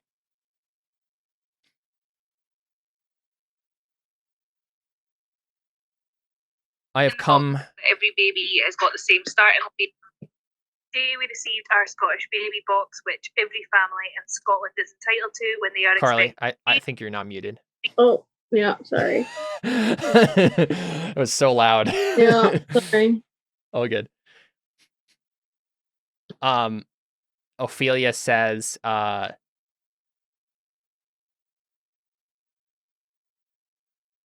totally lost my train of thought. Oh, yeah. She says, "I have come to bear witness to the lie that death is good, the lie that this place is not a prison, the lie that you want to be here, that any of us want to be here. I have come to show you that this is a lie." And Mairi seems to like shrug and make a dismissive gesture and start to like turn away. And Ophelia says, "You are the goddess of redemption, are you not?" Like really quickly to try to keep her attention. "You were the goddess of redemption. I don't know what that means for you now, but the living gods believe that you, out of any of those here, have some way to break free. And I want to break free. You should want to break free from this place, from this horrible place, from the lie that all of us have bought, that there is anything good after our soul leaves our body. This place is a lie. And the lie has a hold over you. But I believe you can see through it." And is there anything that you would want to prod her to add, Joser, since you have connection right now? Yeah. He starts just he says through the link, and I don't know whether Ophelia like just says it out loud or not. But yeah, he'll speak the quote that he said once before, or a few times before. He says, "In the Father's eye, even death may die. In the Father's eye, even death may die. And even sinners be made saints. And even sinners be made saints. For the end of all is not a funeral pall. For the end of all is not a funeral pall. But a tapestry the Father paints. But a tapestry the Father paints." That is what he told me to tell you.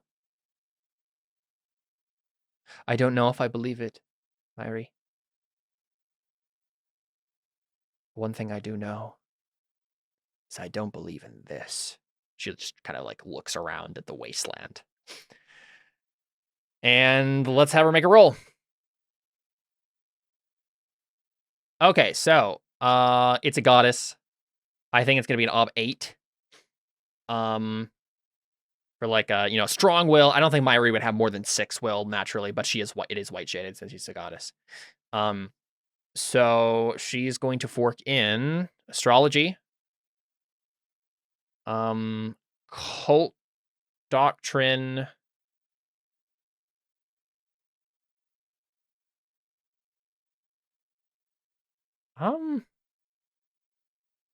yeah, if she hadn't said, I don't believe the thing I just said from Joser, she might have been able to fork in falsehood, because she would have been lying about that being true from her own perspective, but I don't think she knows she can't really do that here.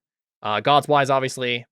I don't think she can do both heretical and cult doctrine. It's just one or the other here. And then soothing platitudes. And then Joser, were you helping her with something, I assume? Are you muted? Yeah. We've established that's like the last line of the Irida. So he's like forking in astrology. Astrology again, yep. So 7 dice. Avra, you gave her a die.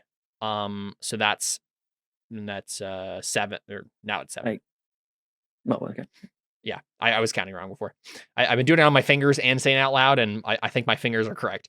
Avra, do you want to try to like actually help her with a skill now in this moment? Like, do you say something to her? I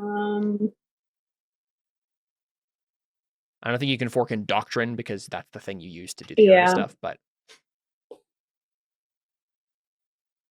I mean, you have soothing platitudes and oratory, so.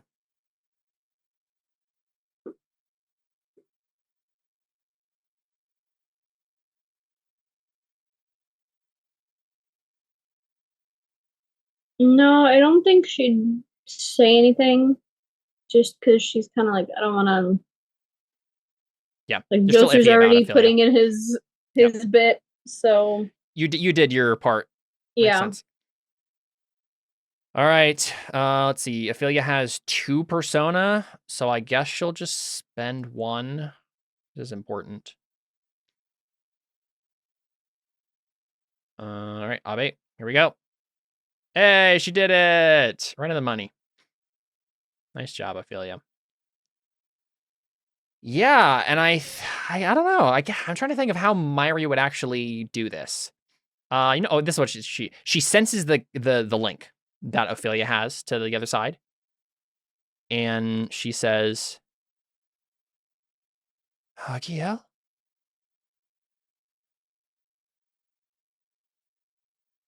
Hello, Mary. I thought you were. I assumed you must have been destroyed by now. What?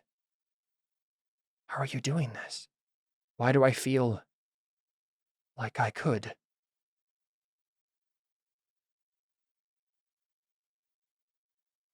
I think he just says, in the Father's eye, even death may die. But we rejected him. He's gone. His touch it should have been gone.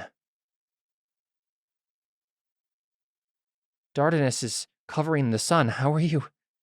I don't understand.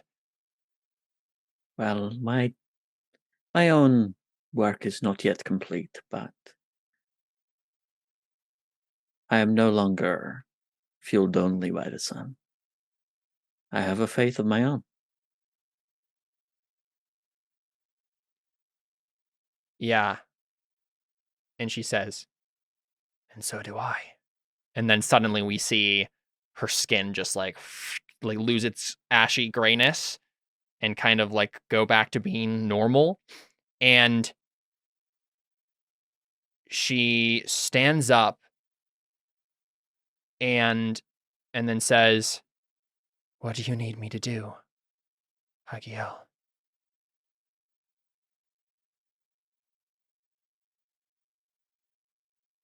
I need some redemption. And her eyes blaze with a white fire. And I think, just cut away from that there. And the idea is now Ophelia's going to be following the goddess of redemption as she goes around the dark side of the planet trying to redeem the other gods, right?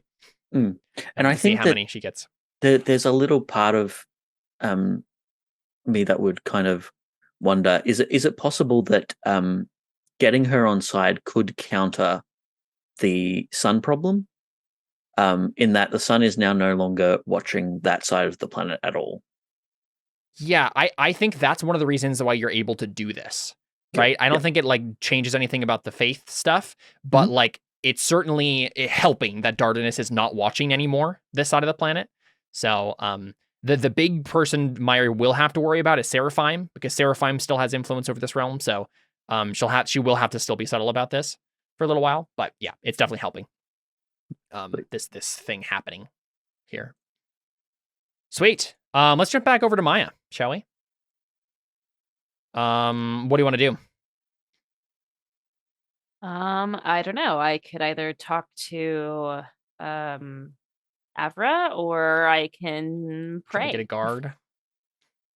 I was thinking the guard would probably be more like once we're actually like in Sinia. Makes sense. Yeah. Maybe let's do the Avra stuff. Because I think it would be interesting to kind of see Maya and Alpheus doing their respective Father of the God stuff more or less simultaneously. Okay. Yeah. So how do you approach Avra? Hi, sis.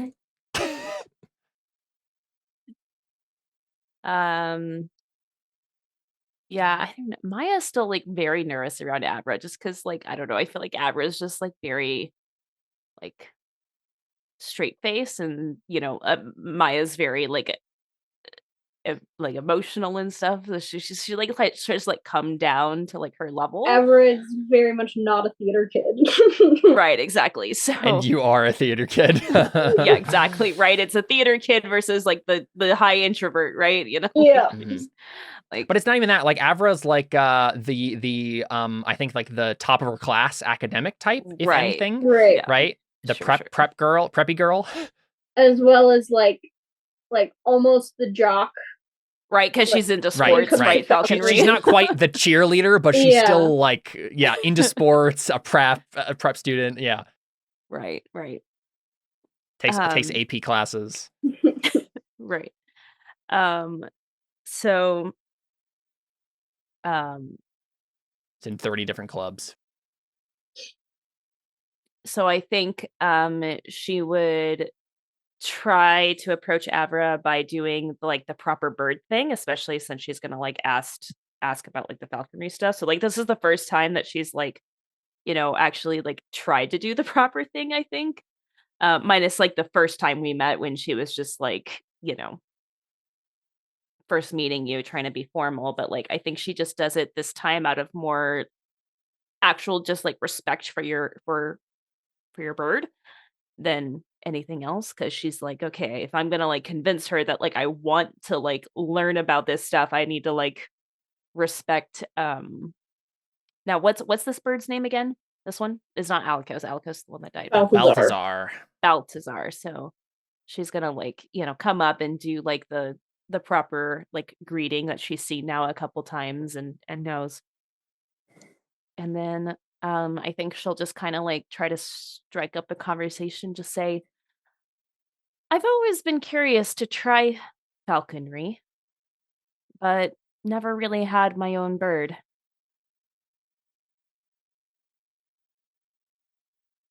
She'll just like start with that and see if you like nip to that at all. Yeah, I'm wishing that I knew anything about falconry, because I don't really know where to like take it from there.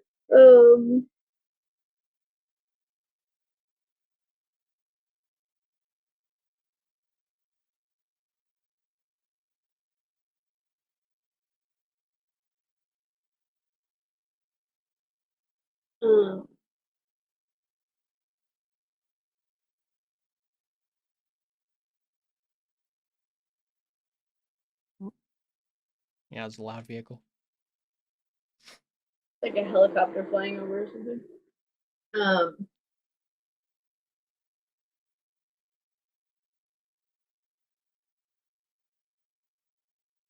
Yeah, I think she just says, well, it's never too late to learn.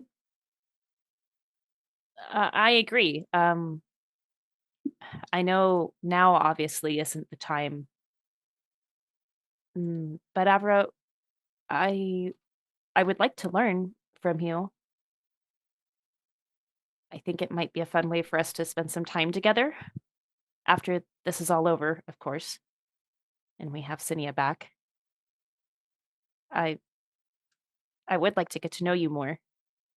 I know that you haven't exactly had this best experience with sisters in the past. I'd like to think that maybe we could change that. If you're open to it.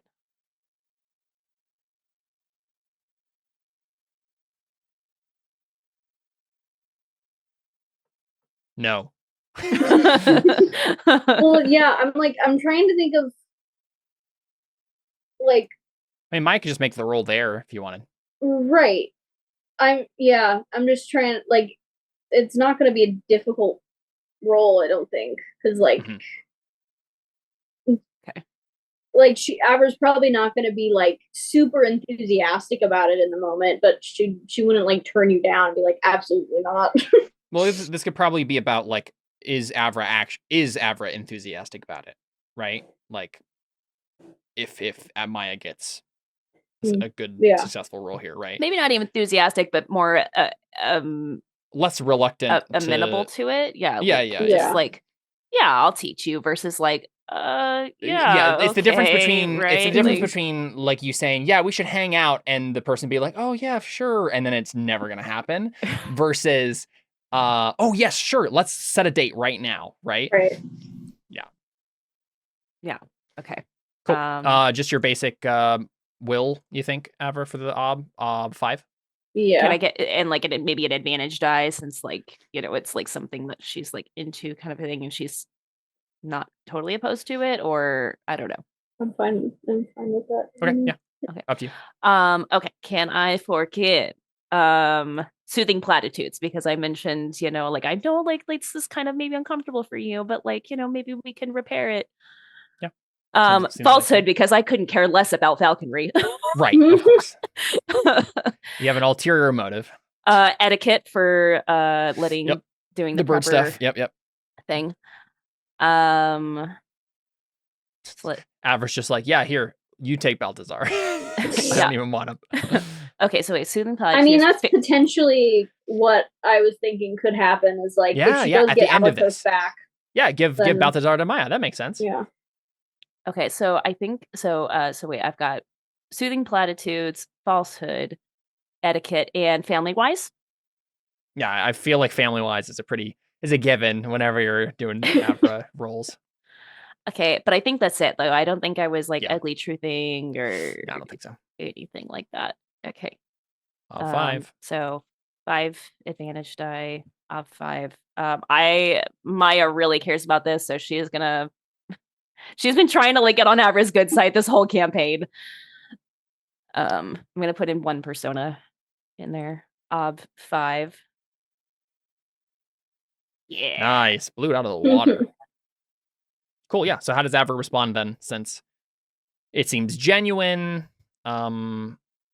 Yeah, I think it's primarily just like Avra's a big falconry nerd, so she's like, an opportunity to teach someone falconry, yes. Like, she's not primarily like going into it for the like bonding experience, but that's not gonna keep her from teaching you. Yeah, and that's kind of where she was going with, because she's like, she knows that you're not super enthusiastic about having like a sister, but she's like, maybe if I could just get in here, maybe she'll get there one day. Yeah, I think for Avra, it's like such a fresh air, a breath of fresh air of normalcy for her, for you to suggest this, that she's like, finally, I don't have to do weird prophetess stuff. Yeah, let's just talk about birds for a while, right? Sure. Yeah. Sweet. Cool. Step in the right direction. Yeah. Cool. Well, let's Joser, do you have what are your other beliefs that you haven't worked on yet? Because I think the next big thing should be Alpheus and Maya do their get in touch with the Father of the Gods, figure out their place in the world religiously stuff. But if you have another thing that we can do maybe quickly, then we can hop around a little bit here. Maybe attempt to get in touch with one of your Embara.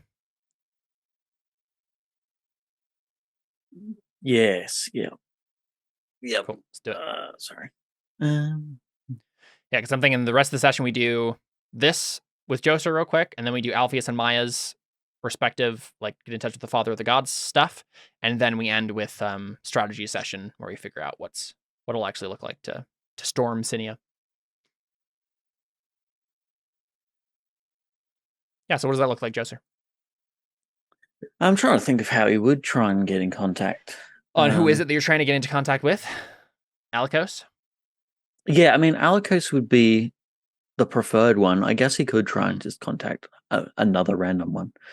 I mean, yeah, Alikos is actually dead, so depends on what you want to get in contact with an Embara for, right? What's your goal here exactly? Well, part of it was just so that because it was in line with Carly's one, but I think he would probably try and get in contact with one.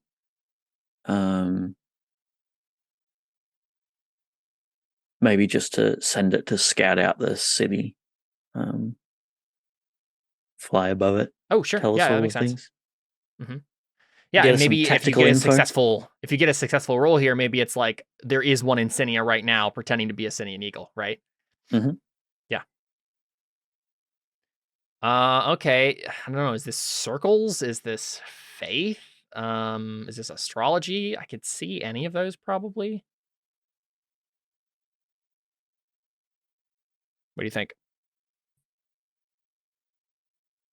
How would you be approaching something like this?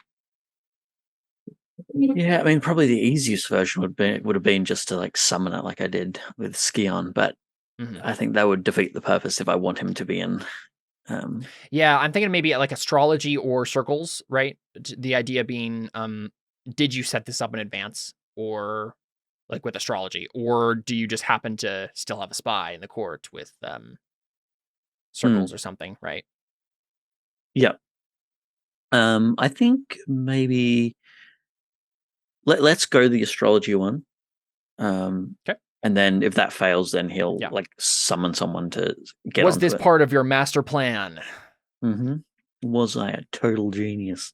I definitely think I know who this is if you succeed.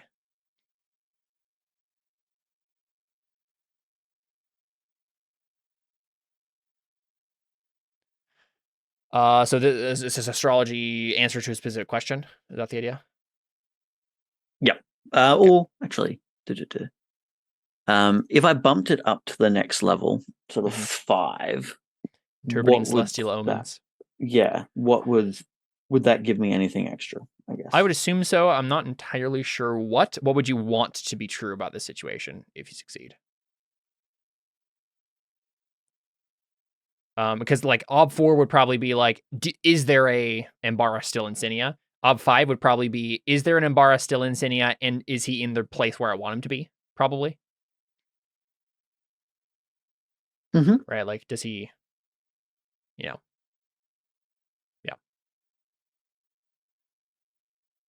Want to go for the 5? Then? Yeah, let's go for that one. Let's go Ob 5.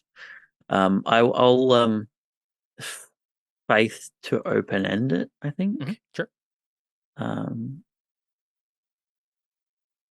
and I'll get Thalia to help me again. I doubt I'll need it, but base Ob 2. Sadiq can help you with his doctrine as well. Yeah, I don't want to help on the astrology. I'm just trying to open end it. For faith. Yeah. Yep. Yep. Cool. Okay, that's all good then. And then I'll make an Ob 5 astrology, and I won't fork in anything. Gotta get those sweet tests. Sweet tests, indeed. Base obstacle 5. Sorry, it is open ended. No help. No other. Base Ob 5. Ooh, that wasn't very good at all. Do you want to spend one fate and possibly get 4 successes in a row somehow? No, I'm not particularly invested in investing fate into it. Joser is a man who lets fate decide, but maybe not that much. Yeah, not that much. Yeah. In fact, I just for the randomness' sake, I'm gonna spend a fate in that faith roll, even though I don't need it. Just so that I can continue investing fate into faith. Makes sense. Yeah, so I think this means, Joser, you reach out with your senses, or maybe this was like something you did before with the Irida stuff. Like you read it in the Irida that this was your plan, right? You got your plan back in your mind, and part of the plan was to have this this Imbara in Sinia already, and this would have been the eagle that Thalia showed up with when she came to be queen of Sinia, and she had her plan of getting the people of Sinia to have this bird thing in the first place. So it's like whatever one of your best servants, your right hand angel or whatever that you sent with her, right? But you find out right now, probably like when you just reach out and be like, I think you just assumed that like, and maybe he was there before when you like read the Irida for the first time, but suddenly you feel him die. We get a quick shot of Cyrillus having found him somehow, right? Because he was doing a hunt of the Jinn, and he realized at some point, yeah, there were also these things hanging around. You don't need to be here either, and killed this Sinian In eagle. that case, if it's happening right now, is it possible that I could attempt a faith roll to snatch him, rescue it? Yeah. I mean, think so. Yeah. Like, I think if the failure here means it's already happened, like you just feel him die as opposed to you see it about to happen and can stop it. So you can, I mean, you were already planning on trying to get Alikos back anyway, so you can get this guy back too, but he is not in position in Sinia to help you anymore, I think is the idea.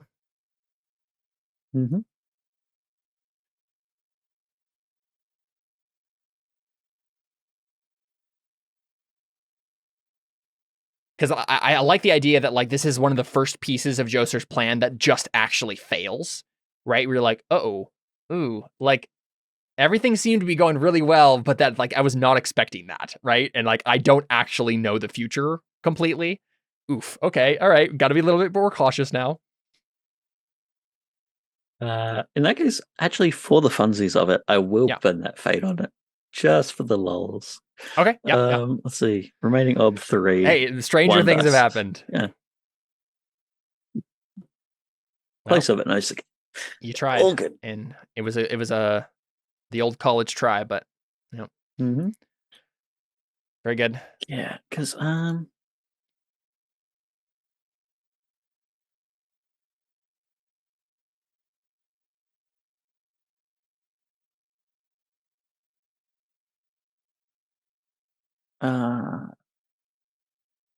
what would it be, since we now do have Goddess of Redemption on our side, to try and like trigger Alikos's return? Good question. I mean, yeah, you could send Myri to go straight there, right? To wherever there's probably like some big like bird cage somewhere on the other side where all of the fallen angels have been kept. And they're like, weak and malnourished. They're malnourished and look scraggly and stuff, and they're caught in this giant bird cage, probably being guarded by a god of some sort. I don't know who of the gods that are over there this would be per se. Maybe Calafina, the goddess of children and hunting. She's there with like her bow, ready to shoot them down if they try to escape. So it could be like a faith thing, obviously, because faith is kind of the catch-all, do whatever you want. But if we wanted like Myri to try something, I mean, part of this too is like getting Myri to have her faith, which I think you kind of did. So you could also just help Myri do a thing here. But yeah, but the situation that you have in front of you is basically you have Myri and Ophelia and her cultists against Calafina the Artemis type figure who is guarding this giant bird cage full of your fallen angels. So you'll have to decipher some way in which you would free them somehow. If they were just hanging around, it'd be easy for Myri to just touch out or reach out and touch them, and they were redeemed and healed and whatever. But they're being guarded, I think. But yeah, this seems like something you would try to get Avra into as well, if you wanted to pursue it. Trying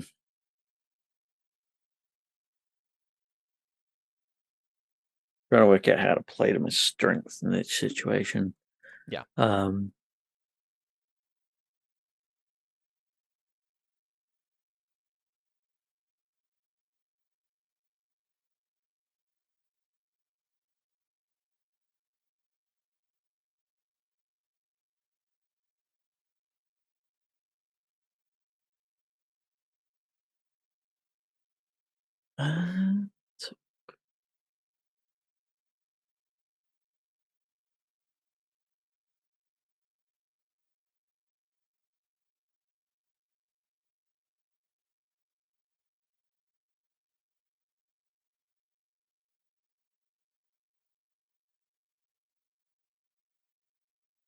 No, I think, I think he'll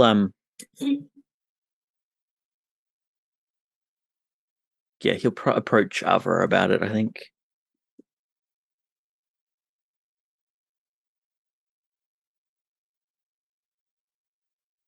Yeah, we probably see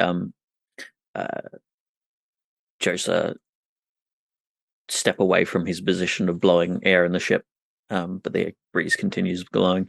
He was just waving his hands about for the fun of it, and then he moseys his way to wherever Avra's currently situated on the ship.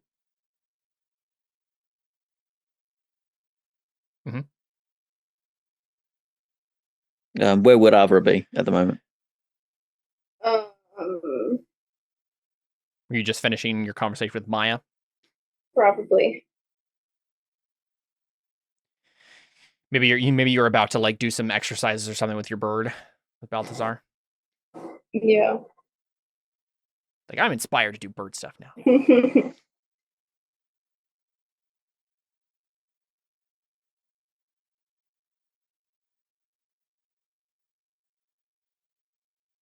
I don't know where that would be. I'm not accustomed to ship anatomy. Ship anatomy. Fair enough. Yeah.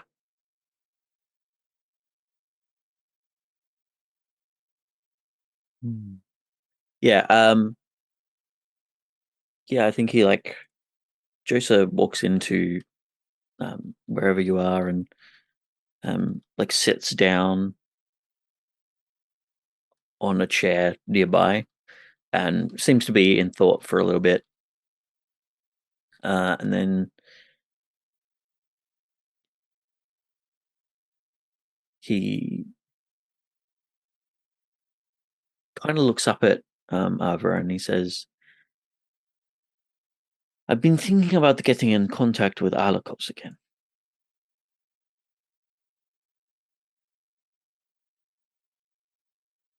But I'm thinking it may need a little more effort than I usually, or at least what I initially thought it would.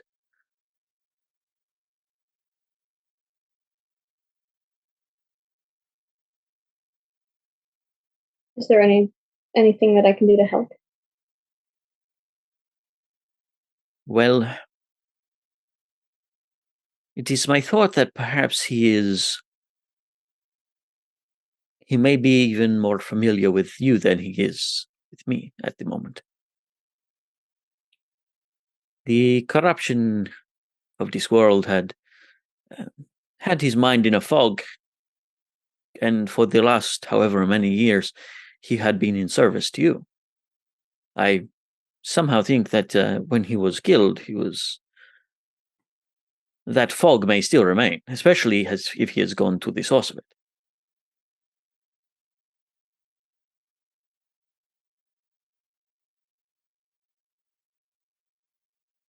But you are familiar with commanding him as the word he was, instead of the angel I think of him as.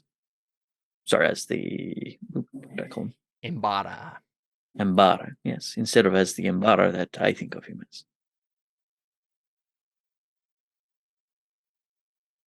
Do you want Aver to do a falconry roll? To what, like, inspire him to revolt against his captors? Yeah, I mean, I'm thinking that there's a whole bunch of these angelic, or these old angels in a cage, and it's like, if you work together and start, especially with the guards of redemption, start actually banding together and taking things as the Ambara you should be, then they should be able to wrangle something to get out of there, or at the very least, kind of make it a double-pronged attack when the goddess of redemption comes to redeem them. Then you've got they can't just like address each issue in turn. There's got everything going on at once. Yeah. One thing that will need to happen is Aver will have to have a line of communication opened up to them somehow. If Ophelia and crew show up, Calafina is going to start attacking them. So that's probably not the thing you want to do right away. But if Joser wants to do some sort of faith roll to open up a channel there, using that connection that Aver has to Alikos, by virtue of their bond, that could work. Mm-hmm. Yep. What would that be? Well, it could also be, actually, here's a better idea. Maybe Joser gave Skion 2 doses of the white lilies, and Skion comes and gives one to Alikos, right? Yeah. I think that's a fun way of going about it too. I think in which case, either Skion would have to do something, or you would have to do something to help Skion be able to do that. Maybe it's like a faith roll to distract Calafina long enough so that Skion can give Alikos the dose. Yeah. Yeah, Joser does a faith roll to get in contact with Calafina. Yeah. Hello there, it is me, Joser, your best friend, who just wanted to chat. Sure, yeah. Minor miracle, I think, right? Mm-hmm. Sweet.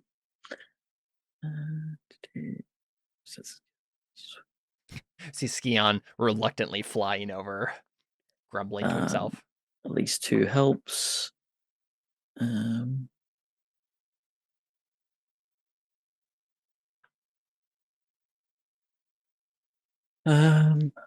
am going to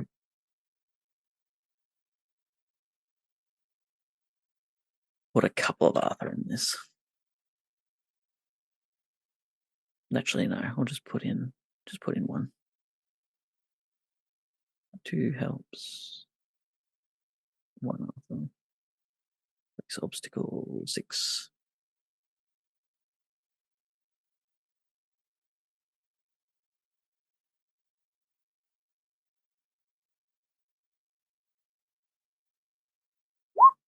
Wow. Holy moly. That was so many dice. Calafina, darling, how are you today? Been she's so long. Looking around, shooting arrows in random directions, like, get out of my head, Hoggiel. What? I just wanted to chat. What's the problem?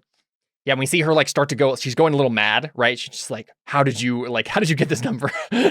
Right? And then Skion zips into the cage, right, or next to the on the side of the cage, and Alikos cocks his head, and he's still thinking like a bird right now, but he's also like, "I know that bird. I know Skion. That's a what? What's happening?" And Skion, just come here. And I think it happens, right? Alikos takes the dose. And then suddenly, Avra, you have a connection to Alikos, and his mind, the fog in his mind is slightly lifted because of the harmonic magic, right, of this dose of the lilies. And you hear Alikos say in your mind, Avra, "Mistress?"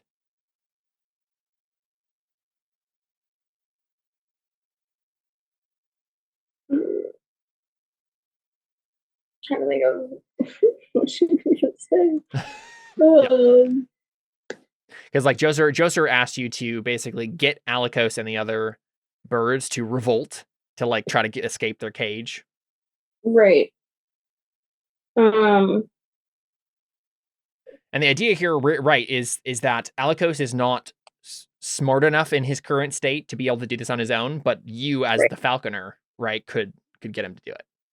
Right. And I think Josa looks over at you and like realizing just how distracted California is right now, like goes, now would be really actually a good time for them to break out. Yeah.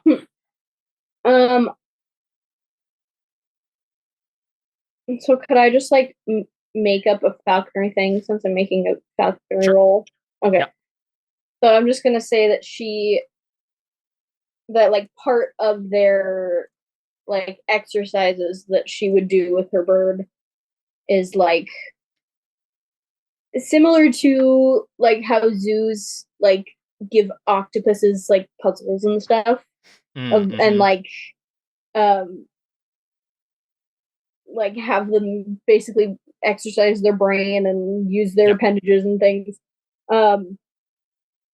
in the sense that like she would train Alikos with certain like probably certain types of cages or structures. Oh, just like pick the lock with his beak or something? Yeah, stuff like that. Yeah. Probably mostly in the context of like, oh, if you get like caught in a tree or something, like if you get caught by natural objects around you, like this is how you maneuver yourself out and things. Yeah, and as Avra, like I was gonna say, as Avra got more and more skilled with falconry, you probably moved up with Alikos to harder and harder things, right? And you would ended with like locks and stuff. Yeah. Love it. Yeah. So when you were stuck in that Brass League headquarters when Balthasar was the only bird you had, you're probably thinking, "Oh, if only I had Alikos, he could have unlocked this for me." Yeah. But yeah, she probably just has like a command word for him. Yeah. It's probably typically like a hand signal of some kind. But also because like she has birdie talk, probably also like an actual like word or phrase. Yep. I'm trying to think of one that wouldn't be super cheesy. Like it's not just like escape or whatever, but I mean, just like puzzle. That. Puzzle would be a good one, right? Like, yeah. Look what's in front of you. It's a puzzle, right? Yeah. Solve the puzzle. Sweet. Yeah. I'm thinking this is going to be an Ob 5 falconry test. That sounds like a pretty hard thing to get a falcon to be able to do. So, yeah, let's do Ob 5 falconry. You can fork in animal husbandry. I think that's fine. And hunting, right? Those are both part of your like bird skill repertoire. That's probably it. I'll help with astrology because this is a fortuitous moment to do it. Of course, yeah. So I think 4 dice, unless you want to spend some persona. Yes.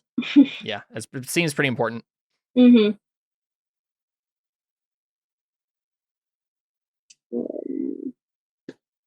Which percent? Oh yeah, I have 5. Use up to 3. I will use 3. Nice.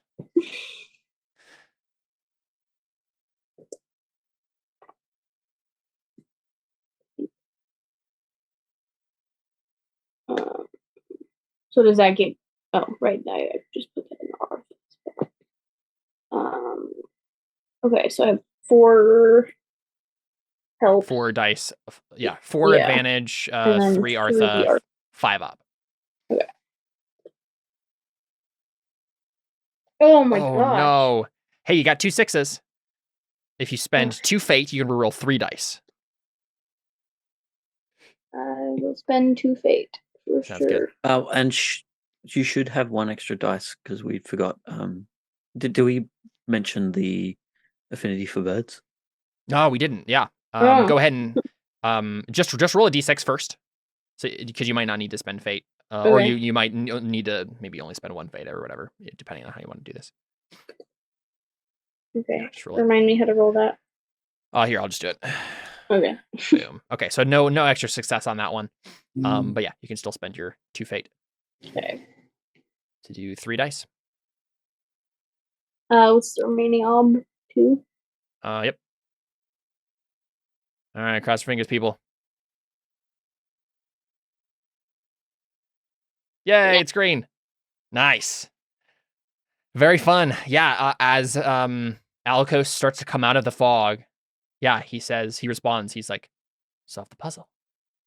Solve the puzzle. And he flaps over to the lock of the cage. I mean, you know, part of this is like, it's all like spiritual and stuff, but like, I think there is like for whatever Alikos is as a ghost, there is a spiritual version of a lock that he can pick.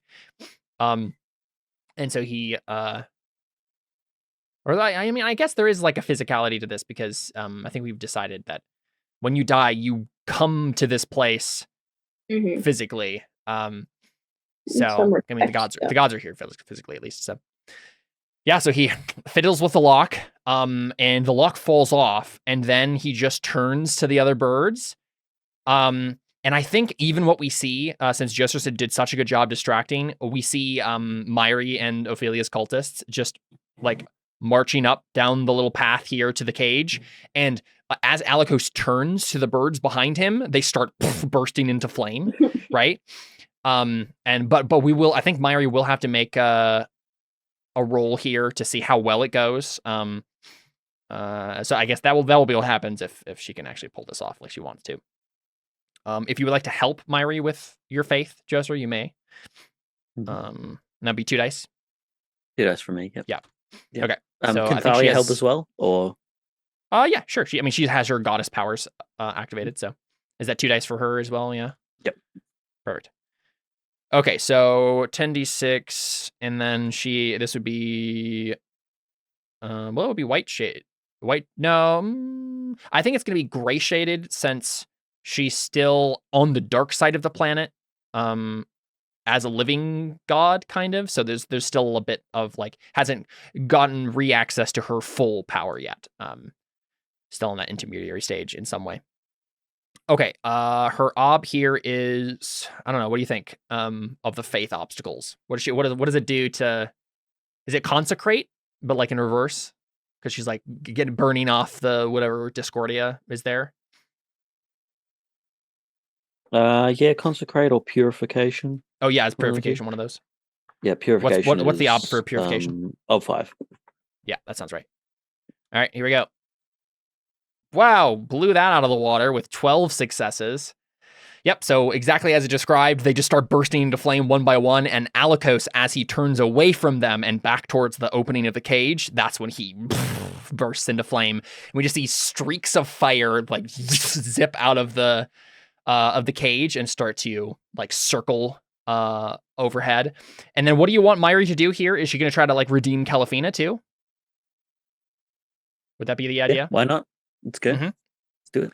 Yeah, so maybe we just see Myri like go over and like, you know, Avatar the Last Airbender style, just like grab her face and like try to like energy bend her darkness out of her or something, right? I think just as like as Myri's approaching, but Calafina is still like frustratedly yelling at Hagel. Hagel goes, you know, I've always been curious, where do you get the feathers for your arrows? You know, if you're a goddess of hunting, what birds do you actually have to pluck the feathers from? At which point she probably turns around and sees that they're not there. Yeah, perfect.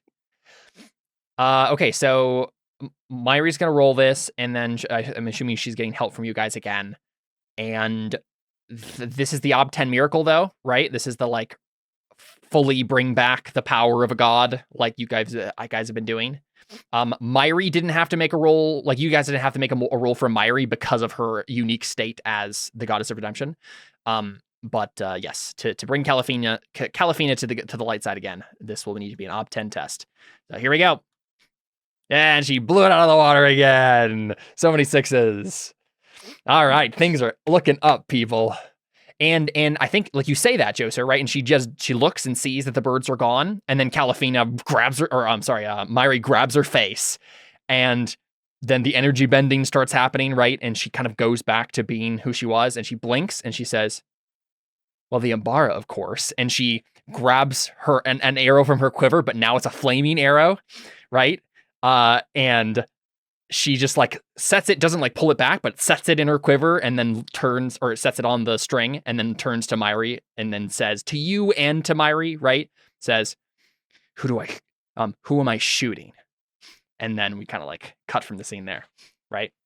Mm-hmm. So yeah, this is the question. Is this Alikos just flies back to Avra as soon as possible, or like maybe meets up with her in Sinia? I think it might be fun to have like a suitably dramatic moment in Sinia where Avra finally gets Alikos back. I mean, there is quite a distance in between you guys still, even as the Ambara flies. But as long as you're fine with that, Carly, I think we'll do it that way, right? Sweet, cool. Let's do Maya and Alpheus try to get in touch with God. Question, real quick. Will I like know that Alikos is like coming at some point, or? I think so. Yeah. You could probably do a Irida roll to know exactly when, right? Okay. But let's do that next time, right? Yeah. If you want to like tell me when, right? Like predict it, and set it up for yourself. You can do that next time. Yeah. Sweet. So who wants to do this first? Is this Maya like kind of going off by herself and doing this? If anything, I feel like Maya is trying to be dramatic about this because she's trying to show Joser, I'm doing the thing you asked. So she's like trying to be conspicuous about it. And that's probably right, like a fault of her own, right? That like, like, oh, look, see, I'm like doing the thing, like, so I don't know if that'll make it easier, but she's probably doing it. And I don't know, maybe Alpheus gets like curious, like Maya, like, what the heck are you doing? Like, I don't know, but. Yeah, I mean, Alpheus's belief is, I'm intrigued with the gods and what the world will look like after all this is over. I will speak with Joser and try to make sure my place is secure in this new world to come. So I'm even thinking maybe Alpheus is just coming to Joser to have this conversation, and they both notice Maya prostrating herself and praying or whatever it is you're doing, right? Yeah, I mean, I think that she's doing like a couple things. Like, I think she's like praying. I think she's like looking inwards. I think she's like singing some hymns maybe that she like learned as a child. To like, I don't know, okay, like worship, like I guess, I don't know, right? Part of the thing for Maya too, right, is like the way that the religion that you grew up with is set up, it's for all of the lowercase g gods, right? Right. So this is you trying to like adapt any of the worship that you know of from like a Greek style pantheon into the worship of Yahweh, right? Right. Which is probably not going to go super well, but that's probably, I think we just see Maya fail at all this, right? Because that's the sort of stuff that we were discussing that Maya might do before we settled on Ugly Truth as the role. And I think it just makes sense that like Maya would maybe roll a bunch of skills that she doesn't have, but it's not going to work. And we just skip through all of that. And Maya is just sitting there like, I don't know what to do. Like, how does one do this? So maybe she gets to a point, right, where like she's like, okay, well, clearly this isn't working. Maybe I just like need to like go by myself and just like think. I still think that she's still gonna like, I think it goes from like her trying to like get, like you said, like prostrate herself, like, be like, oh God, listen to me, and all these things, to like maybe she's like, maybe if I just like meditate on the words and like she tries to like make it more personal, and I basically go ahead. I was gonna say, I kind of want to get it back and forth here. I think we see Maya doing this, right? And then we cut over to Alpheus and Joser starting to have their conversation. Because I think it'll be more dramatic to have Maya make her role last and have Alpheus do his stuff first. Because Alpheus I think is going to be a little bit more, it's not going to be quite as dramatic as Maya's, I think.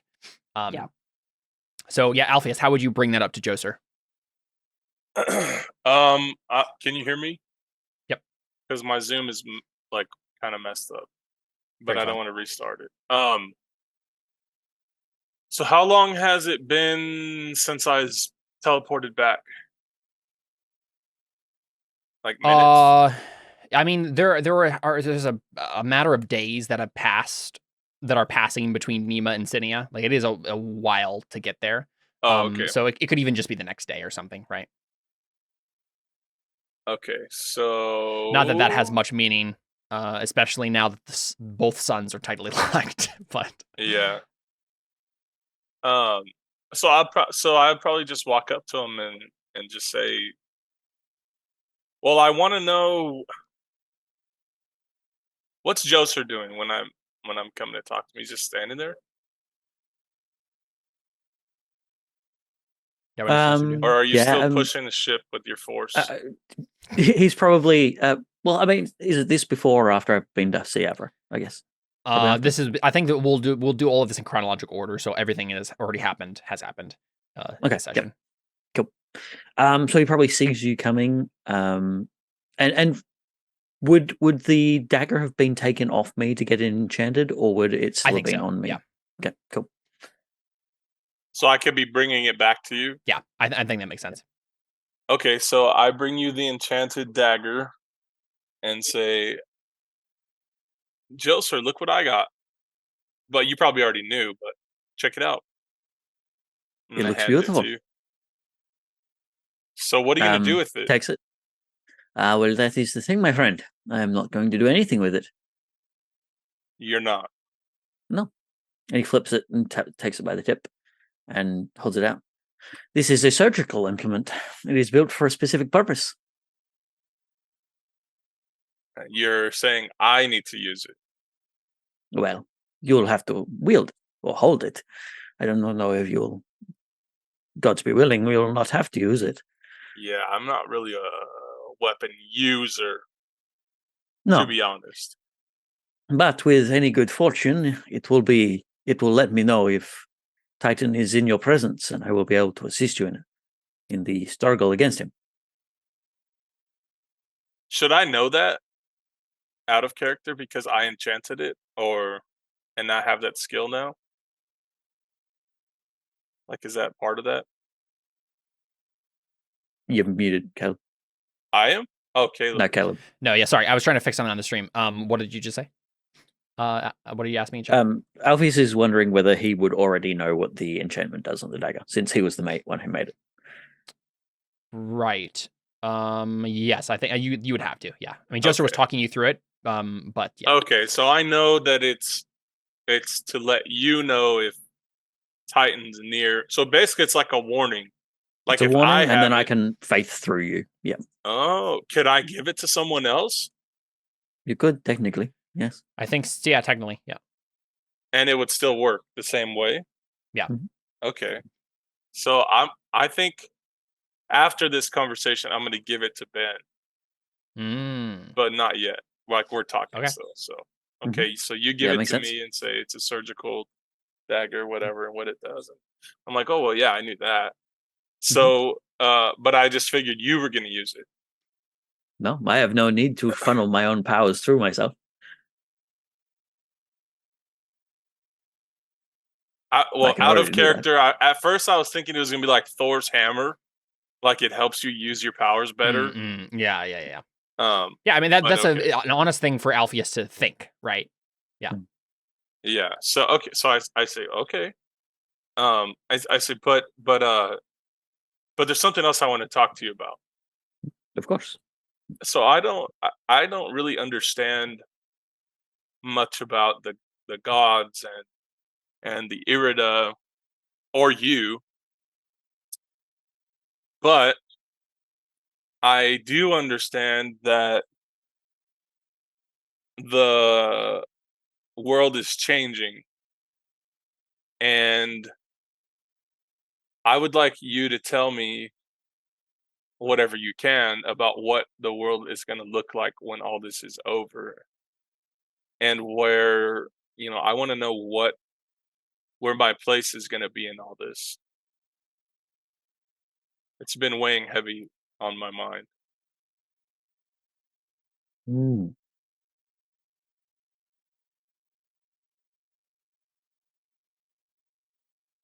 I see.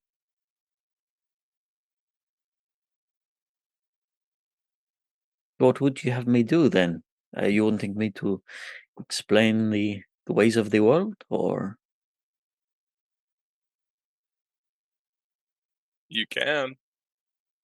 I don't know anything. I don't understand what's happening. I never believed anything like this. I didn't believe a person like you could exist before, a month ago.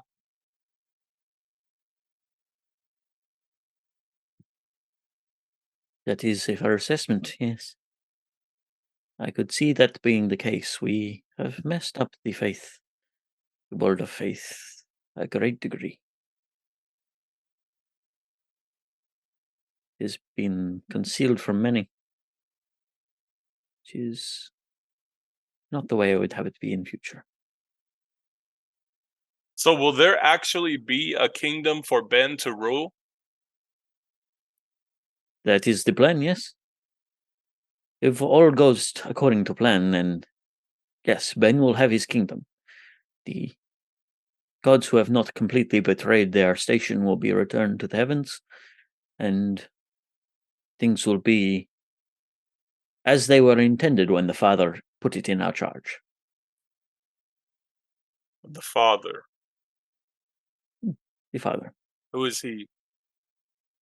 He's the one who made us, made the gods, sent us to take charge of this place, build communities. So steward. why would he not rule this kingdom that is to come? Well, a pre-millennial and a post-millennial talk. In a way, he would. In a way, he would.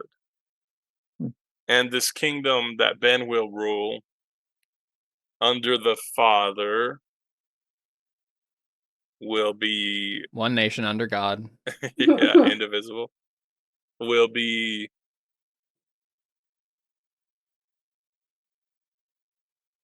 just regular old Sinia? Well, hopefully a much improved and less corrupted Sinia, but yes. Well, improved how? It will be an earthly kingdom. Well, for starters, hopefully we'll not have demons running amok. Well, I mean, will it be better than before Cyrillus? Yes, ideally. Ideally, it would be as if one of the old good kings was in charge of Sinia. A beacon for hope and a beacon for good. And people will live and die just like always? Until the Father comes. When is he supposed to come? I am not aware of the day or the hour. I just know he's coming. No man knows. And it will be soon. How do you know it's soon? If you don't know? You get the thing about gazing upon the stars is that you see its approach, but depth perception is a little harder to pick up on. His star approaches. It glows brighter every moment. Yeah, and for but you, when Joseph, it will shine as a beacon in the sky, that is a different matter. Yeah, I was going to say there is a difference between the sort of coming that is going to happen when you get your powers fully back, right? When like the connection to the Harmonia is returned to here, and another coming that would be end of days sort of coming. Which you would assume. Yep. Like so for you, the kind of like cosmological through line would be, there are three voices in the universe, right? There's the Melodia, the Harmonia, and the Discordia. And the Melodia is how things should be. This is the voice of the foundation of the creation of the way that God made the universe, made the spheres. And the Discordia is forever trying to make that voice corrupted and hard to distinguish. The Harmonia is ever trying to get everything back towards that original state, that original perfection, that original plan. And so for you, the you'd probably think of it in terms of At sometime in the future, the Harmonia will win. The voice of the Discordia will be silenced forever, and only the pure song of the universe will remain, right? The one that the Father intended. But I don't know when that is. I just know that this is part of it, right? This is one battle in a long, long war. Yes.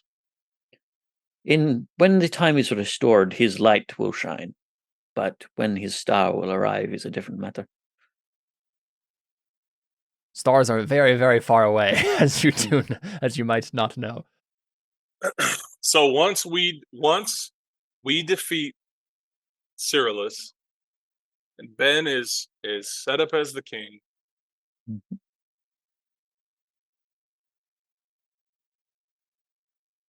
Are you gonna remain in Sinia and make sure it stays that way? Perhaps not in the form I am now, but I will watch over things. Perhaps I will walk around occasionally as an old man, teaching children the way of princesses.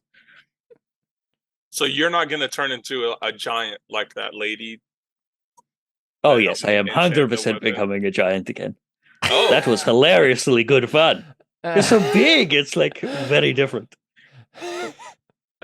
And Alpheus is just like, what? Gods are Nephilim confirmed. Right.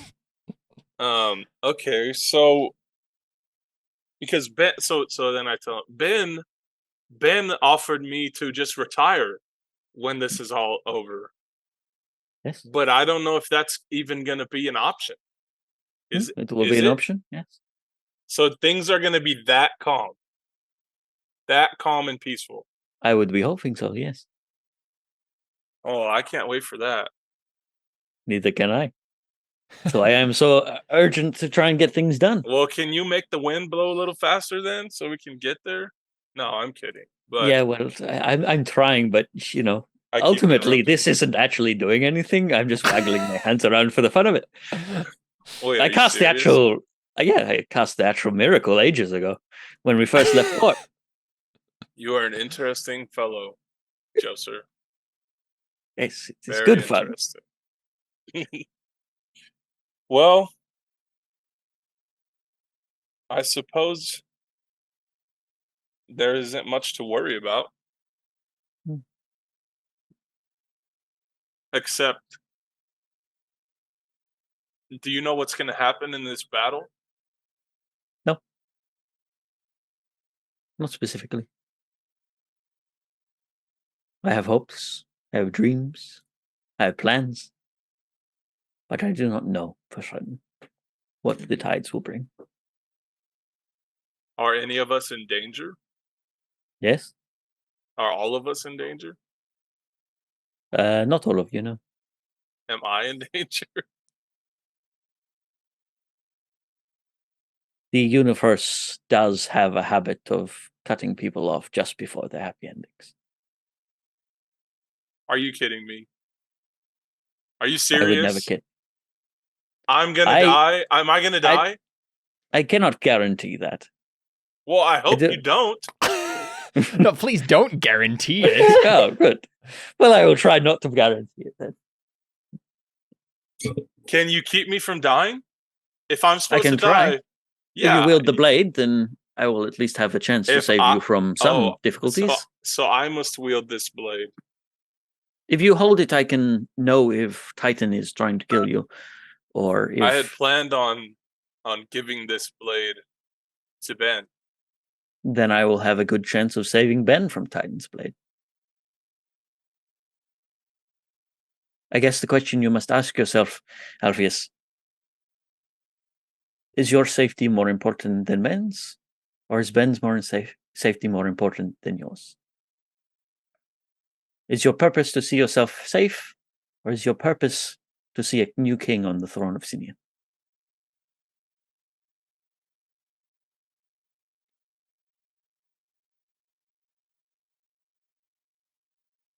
Obviously, I want to see Ben established as king. But I can't say that almost every action I've taken up to this point has been to protect myself. but I can't be selfish like that anymore. So I'm gonna give the dagger to Ben. And if I die, then I'm not even gonna think about that. I'm not gonna think about whether I die or not. I'm not where we still have a long road ahead. So I'll forget that you told me that I might die. And honestly, I think that's the entire sequence for Alpheus, right? He doesn't need to make a roll here. His roll was already made with the enchanting thing, and giving it to Ben is the answer of his other belief, right? It's like, what was the actual wording here? I will speak with Joser and try to make sure my place is secure in this new world to come. It sounds like you decided, you know what? That's not as important as I will do everything I can to keep Ben safe and establish him as so basically I'm saying my place in this world to come is whatever it needs to be. Yeah, is I'll find out. It's not that my place is up in the air. It's not established. I like it. Yeah, and then we cut over to Maya, and what is Maya? How's Maya doing? In the quiet of her own thoughts. I think she's frustrated. Yeah. I don't know if there's like a way. I think Maya might go to Joser and say, "I need to talk to my husband."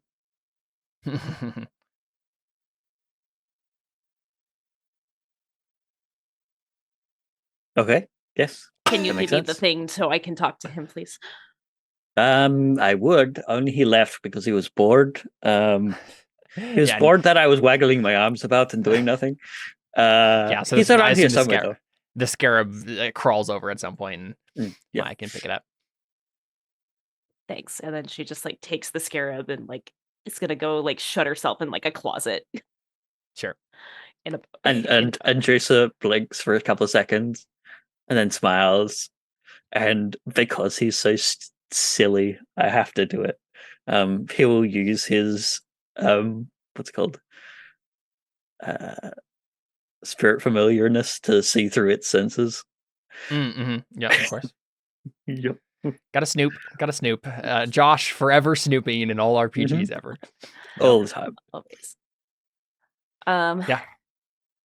So I think Maya does that thing, right, that you do with your husband, where you've had a really long, frustrating day, and you can't do it in front of your children. But she just starts like ranting. She just goes, "Malekith." Yes. Malekith, I hate this. Hate what? I hate what Joser's making me do. I don't know what's wrong with me, but I'm trying everything in my power to get right with the Father, and I don't know what I'm doing wrong. What am I doing wrong? I don't feel anything. I don't feel any different, and I don't know what to do, and I feel like the world is crashing down on me, and I have all this stuff going, and she just like keeps like going on like that. So remind me, did you tell Malekith about this?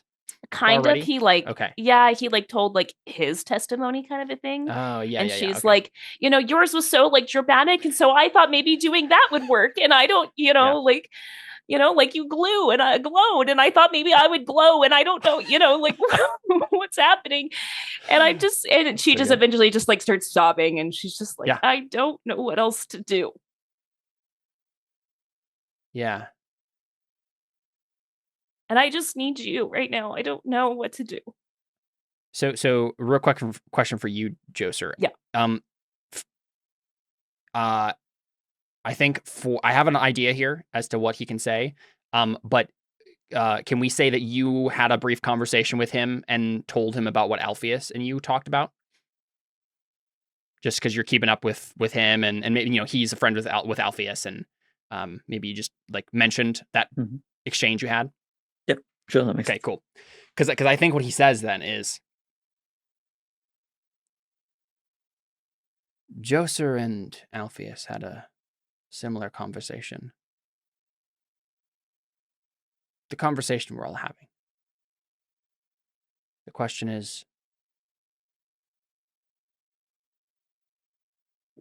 how do we live? Who are we when all of this comes crashing down? When the blades sing, when the fire burns, when the walls topple. Who are we? And Alpheus impressed me more than I think he ever has, with the simple answer he gave Joser. He was faced with that question when he had a choice between a certain guarantee of living to see the end of this, to get that retirement in Cruzia he's always wanted. And he looked at our son and he said, that's more important than me. How my story ends doesn't matter, because how he gets to that destination is the thing that actually truly makes a man or a woman. The answer to the question, who will you be, when everything comes to its final dramatic close of curtain, is this.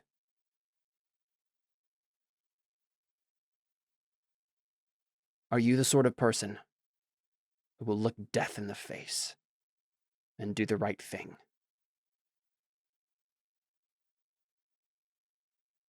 We can pray, we can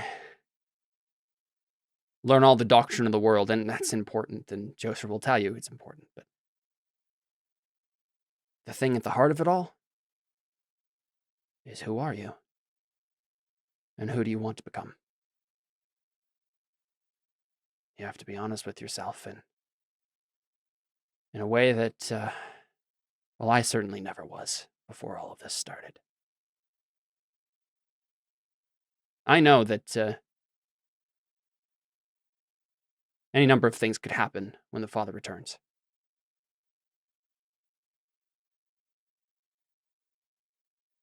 But the thing I care about more than anything is that my people are safe.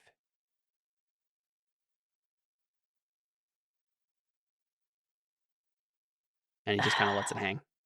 Yeah, so if anything, this is actually making her more frustrated now. Perfect. Because literally, like, she's like, this is what I'm trying to do. I'm trying to, like, get my soul right with God so that way Joser will kill me to save you. That's literally what I want here.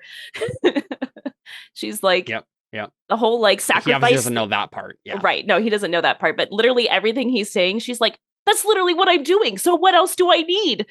But she doesn't want to tell him that because she doesn't want him to know that, you know, she's trying to. So my thought would be, deal. And maybe this is the ugly truth, right? My thought would be that maybe Maya knows there's another side to that coin, right? Right. It's not all sacrifices, at least death sacrifices, right? Sacrificing your life. It's giving your life in the service of something, right? Maya doesn't, maybe the answer for Maya is accepting that maybe she doesn't get to be the one to have the dramatic sacrifice, lay your life on the line and sacrifice yourself for everything, right? Like, maybe at the end of the day, Malekith is the one who should die. Because what does Maya need to do more than anything? She needs to be a mom to her son, right? And, like, you can have the dramatic hero moment, or maybe Maya really needs to know, I need to live. It's more like about accepting whatever the father wants rather than what I want. Yep. Right. It's not trying to force the destiny of anything that's going to happen here. It's being like, if I live or I die, or it's if I die or I live, it's accepting both sides of it. Yep. Yeah. Either way. Yeah. Okay. Yeah. So I think that's what she needs. All right. So let's talk about this briefly. What does it mean if Maya fails this role? It means she's just going to think, I'm already doing that, so I should be good then. Yeah. And she's probably going to go even harder on the, like, all right, I'm sacrificing myself, and I'm going to push this outcome no matter what happens. Okay, yeah. Yeah, I think so. Sounds good. Yep. Okay. Yep. So I Can think Josa like step by, pass by the door, put his hand on the closet, and say, you're obviously praying for you, Maya. I think I don't know. I think she might be turned off by that, but maybe a silent prayer would be good. Yeah. Obviously, Joser is going to do his magic here, but yeah. Can I fork in husband wise since I like came in with sure, that's fine to like seek the wisdom of my husband. Maybe it's not even like the fork it's not even like a fork for your skill husband wise, but it's like the fact you got to get in contact with Malekith and Malekith is offering you his own helping die or something, right? Because I don't think you having husband wise is helping here per se, like, but certainly Malekith in this scene is giving you a die, right? Sure. So, I mean, he can give you oratory probably for 2 dice. Okay. And then what do I talking to you? Yeah, Thalia and Joser will get together and have a little prayer meeting. Just funsies. Are you trying to give her dice or open end? Dice. Okay. Yeah, I think that's going to be the more helpful thing here. Nice. Yep. 3 dice. 3 dice. Okay, cool. I'm trying to think if there's anything I can fork in. Maybe drama wise. Oh, but yeah, no. for sure. Yeah. Okay, no, cool. 100%. Cool. I was being really dramatic. I mean, that's kind of Maya's thing, right? Yeah. Yep. I don't think I can fork, but I think that's it though. Like, I don't know. Maybe I might make an argument for family wise to understand my role as like the mom and like if that's like my will, or if that's the father's will for me to like live so I can like teach my son. Yep. You know, for sure. Okay, so I've got those 2, 3 from Joser, 7 dice. Okay, but I think that's it though. I don't think I'm being persuasion-y. No, yeah. I'm not trying to get the father to like do my will, right? That's kind of the opposite, right? So this is the question. Okay, so it's at least an ob 5, right? It's the nuanced and delicate situation. Is it more than that though? Like this is Maya having to do this to herself. It sounded like it was a major struggle all the way through this whole thing. What do we think? What's the ob here? I think there might be an increased ob or 2. Yeah, I mean, especially because I think because of her instinct, I will always put my family first no matter what. Right. Yeah, exactly. Right. This is going against what she thinks is my right. natural like instinct, yeah. Let's say ob 7. Yeah. Okay. Let's go for it. Gonna be difficult. But you got the extra dice from Joser and you can spend some persona if you want. I'm gonna spend I've got 5. I think I might as well spend like 2, right? Yeah. Okay. Let's do it. All right. Okay. 7 advantages, 2 persona, base ob 7. There we go. Nice. And I was worried there for a second. Yeah. I wasn't because I knew it was gonna be good no matter what. But yeah, so I think like Maya, like she like, kind of like sniffles. And I think at that moment she like confesses to Malekith like what she was thinking. Yep. And she's like, Malekith, you have no idea.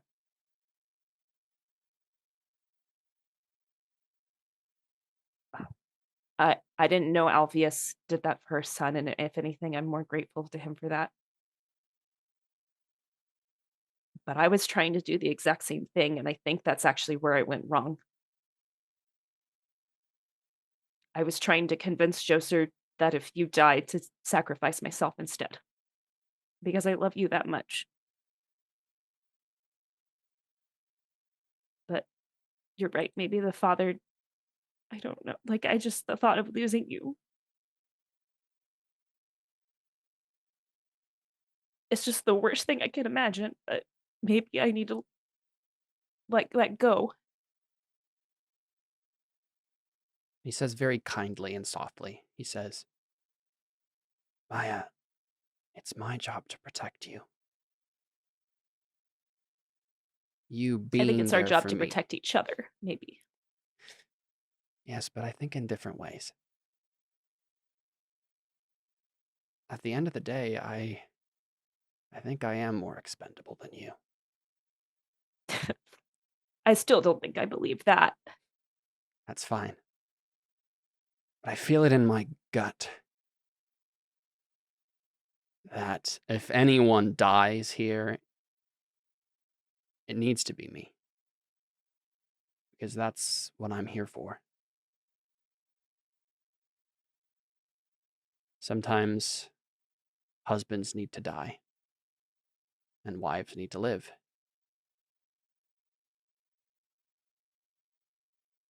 Sometimes not, though. Maybe I think we both just need to be open to whatever may come. I'm not planning on falling on my sword, Maya, anytime soon. But good. I think you're right. I think we both lay everything on the line and we see where the dice fall. And we be content with whatever the circumstance. I think I strangely feel at peace with that. Me too. I'm very, very excited to see you, Maya. Me too. I'll see you soon. I love you. I love you too. Nice. There love you go. it.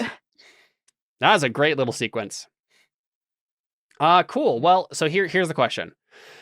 We've reached the end of our time here, but I don't know if I necessarily want to start next session with like the strategy per se. I guess we probably could, but I was hoping that we would have some idea of like what the actual plan is before we are in the middle of a session that we'll be doing it in, right? So I have a little bit of time to think through this.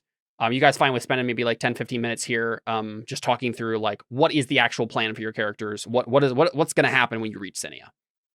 We down with that? Cool. Okay, so the ships meet up, your convoy and then the convoy from Setkis, and you're meeting like just off the coast of Sinia, enough that they're not going to like see you coming necessarily, or it's around the corner of a coastline or cliffside or something, so they can't see you. But and there's like a whole big meeting and stuff. We don't necessarily need to play out all the like in character details of this, but I think the general idea is that everyone's talking through what is actually going to happen when you hit shore. So I know the things I know for sure, right, is we know Joser has and I don't remember how much of the whole Sinia is a special place thing that we reveal already in narrative. That wasn't the special episode we did, just you and I. It was referenced. I don't think we got into big specifics. Yeah. I mean, would Joser? I have a feeling that Joser's kind of taking part of the lead on this, because he has specific goals that he needs accomplished to make sure that Sinia is, that you can do what you want with Sinia. So what would Joser say to everybody along those lines, so that everybody's in the right frame of mind for like what are the goals that we need to accomplish to secure Sinia and do what we need to do. Can you actually bring up the map of Sinia? That is probably a great idea.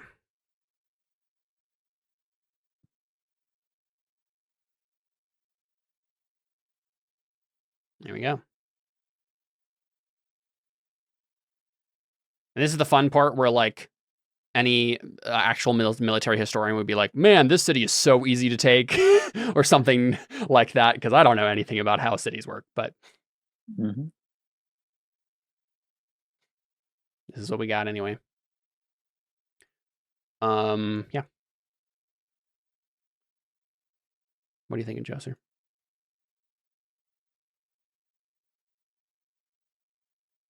I'm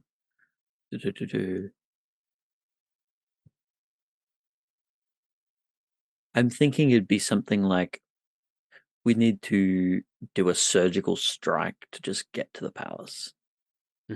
Carve your way to the palace as quickly as possible. We can carve the way to the palace, then we're in the spot where I can activate the ritual. So we can put Ben on the throne, which will fulfill part of the requirement. We can actually activate the ritual as he needs it, which will not only purges a lot of the more Tartuan opposition, but will also, and plus it's just more dramatic that way, because what's his name is likely to be at the palace. Cyrillus. And we can get Alpheus to tell him to stop and calm down in a nice, pleasant way. Yeah. Okay, surgical strike on the palace. So surgical strike on the palace, for sure. There's obviously more that can be done, though. So that sounds like a pretty clear, like, send a strike team to, like, carve your way through to the palace. What is the rest of this military situation looking like? I think Joser, based on your Irida stuff, that the Tartuans are marching through Caruzia to get here. They have not quite arrived yet. It's going to be a race here to see who can get, like, they might be at the walls by the time you're doing, like, getting into the palace. Like, it's going to be really close. I'm going to make some rolls for, like, Isidore and the people in Caruzia to see how long they can delay the Tartuans from, like, just curb stomping them before they actually get here.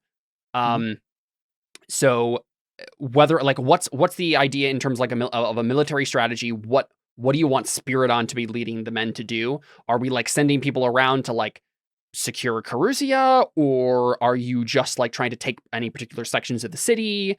Are we doing a siege? Like, what's the idea here? See what are these districts? And if anyone has any ideas, you can throw them out, or any thoughts on what that might look like. I mean, where do we expect their soldiers to be? That is the question.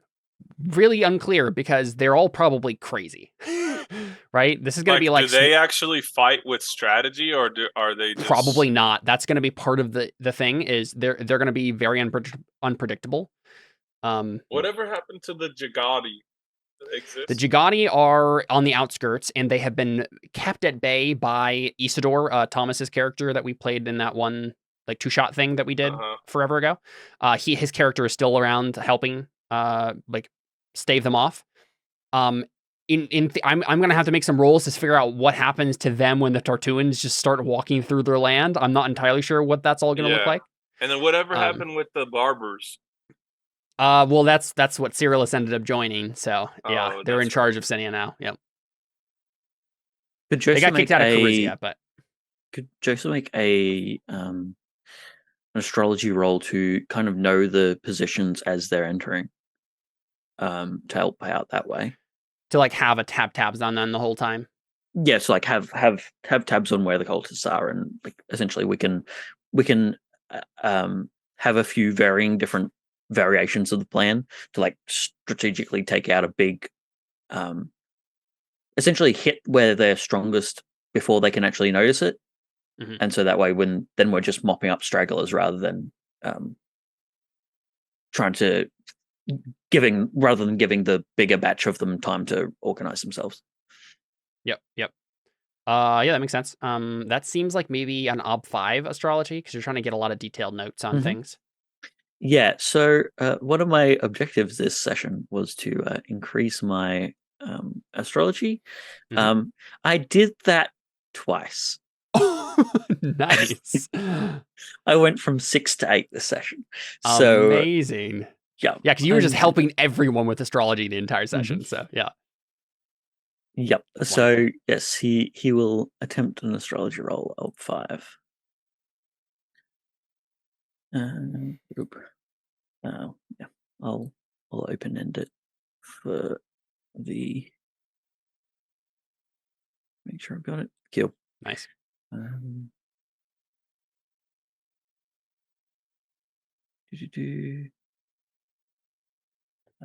With 1, 2, 3, and then I guess what's his name can help me. You were saying with doctrine. Sorry, who did you say? Dahlia, yeah. Sadiq could help me with. Oh doctrine. Yeah, Sadiq with doctrine. Yep. So that'll be 4. He says a 1 in it. Yep. No Arthur, base obstacle 5. Nice. Yeah, pretty detailed. So this is like, you want to know, like, where the cultists are in the city right now, or where they're going to be? Yeah, where they're going to be, so that we can do a. Yeah, so you can plan on. So basically, you want, like, maybe, like, to know a route to the palace that will be the least guarded, that you guys can go through, and then maybe a way that, like, where the actual army could, like, face them in another section of the city, maybe. Yeah, maybe both things at the same time. Yeah.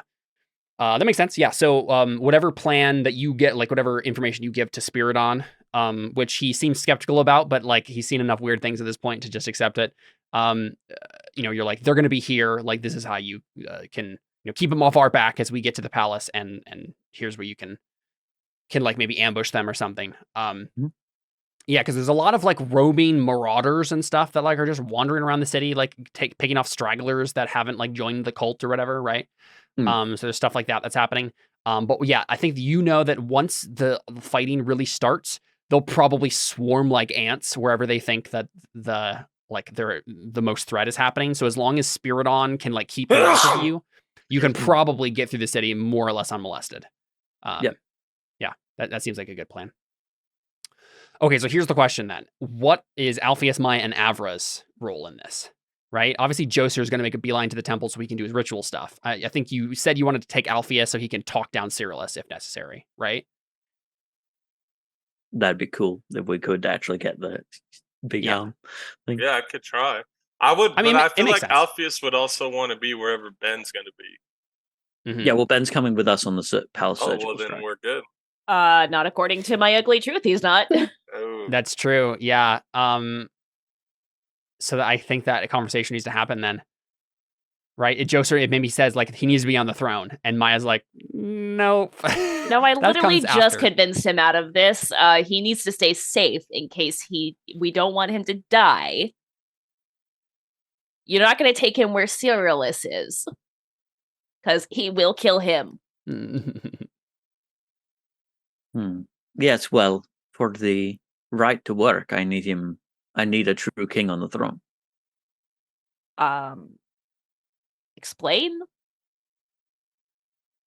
If I can, as I mentioned, my plans with Sinia have been long-standing. I've crafted the city in such a way that I could activate it with a ritual in the palace, so that the Tartuans would not be able to assault its walls. It will be essentially unlock the clutch that death has on the dark side of the planet as well. So perhaps we could even get souls from the other side to take on animal forms and assist us as well. There is a lot of good that can be done if I can perform the ritual in the heart of Sinia. But for it to happen, it requires certain points of the ritual to be in place. I'm just realizing now that Avra definitely needs to come on this mission, because if you get the ritual done, Alikos is going to show up, and then Avra can use falconry to have her attack people, or have him attack people. That'd be amazing. So, I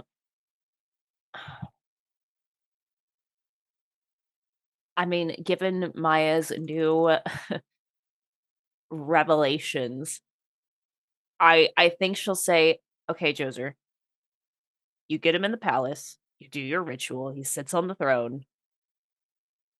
But she's just gonna like subtly like, because I think in this case, right, her last deal was for Malekith, right? And she's now at peace at like, if I die, whatever. I'm gonna let the cards fall there. I think that maybe this is where Alpheus speaks up and says, listen, I'm giving this special dagger to Ben. He will be protected by Joser wherever he goes. From Titan. No, yes, from anybody. It is specifically from Titan. Yeah, that's true. And so I think Maya's like, I mean, Maya, you could just be like, okay, well then I'm going with him. Well, I mean, she's gonna insist on that no matter what. She's gonna say like, well then I'm coming. Like I'm not gonna like let you just take like my son. But yeah, I think Malekith is probably coming then at that point too, because Malekith and you can like back you up with all your faith magic stuff, right? Well, I mean, where else would any of us go besides going on that trip? I just wanted to make sure that there wasn't that, like it actually made narrative sense for everybody to go instead of staying back and being safe. Yeah, Malekith, perhaps we could use your tides as well. Can you imagine? Of course. What do you need? What about sailing our way up the main street of Sinia? As much as that sounds fun, I believe there's still probably people in the city who would be collateral damage if we did something like that. I of course could try to have a lot of control over it, but I can't guarantee that will be the case. And I don't want to hurt anyone innocent if we don't have to. These are still my people, Joser. Remind me, what's his name? Like, we kind of established when, what's his name? Cyrillus took over, then they were kind of doing cull. Is that actually a happened thing? Or are we taking say again? back? When it was said that Cyrillus took over, it was kind of, he's going to just raise things rather than that was before Zoe joined up with his little gang. She's kind of like the mastermind now of like any like organization that's in Sinia. So I think it's not just like random marauding and killing. There is, I think Zoe and Dardanus know that like there's at least something that you guys are going to try. So it's not just like literal random chaos here. There's some organization that's happening. Yeah, in that case, you wouldn't have suggested the Tide thing. Okay. Sounds good. Yeah, so I mean, Maya's going to insist that she comes with if Ben's going, but I think more than anything, like, I know that I don't know if this does go against what we just said with Maya, but I feel like she would like go to Joe's, like say to Joe's, or like, then I want a new deal. Like, Ben is more important than me. Maybe you don't agree with Malekith or whatever, but no matter what, we know, according to the area, Ben has to survive. Like, I will give my life for my child, if I have to.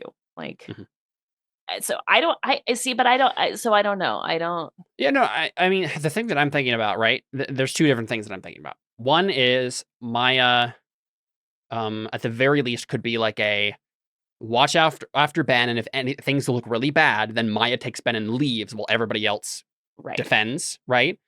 And just runs with Ben. The other thought I had is that, and I don't know who would bring this up. Maybe it's Sadiq. Sadiq is kind of quiet and in the corner, but I think he like maybe even does like says this off to the side for you, Joser. He like taps your shoulder while everybody's arguing about this, and just says, "Joser, I am just a simple bodyguard, so I don't have much idea as to all the political implications here. But if what you need is a true king of Sinia, is it not possible that this Celadon could stand in, at least temporarily? Marry him to Avra real quick, and there you go. You have your king." You would require marrying. Just an idea.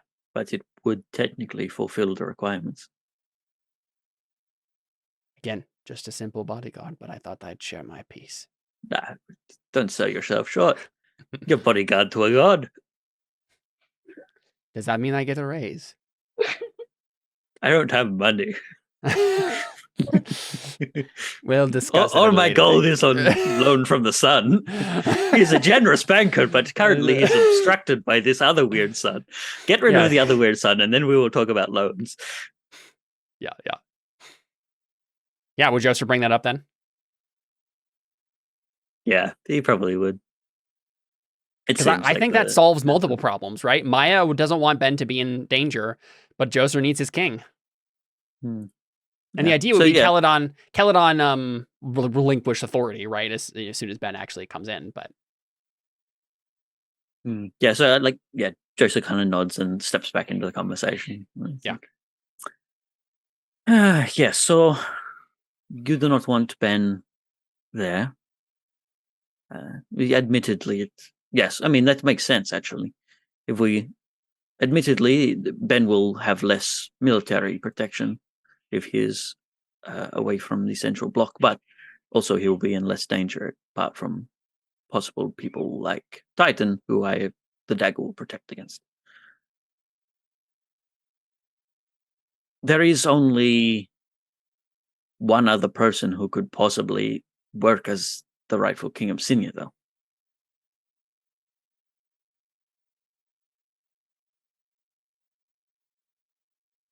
And Maya's like, "Oh, I thought." Yeah, I don't think anyone understands. Yeah.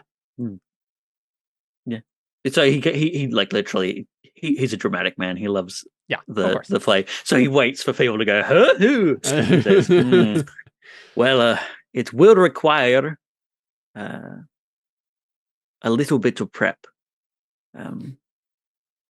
Who's technically the captain on this ship? Or do I get that honor?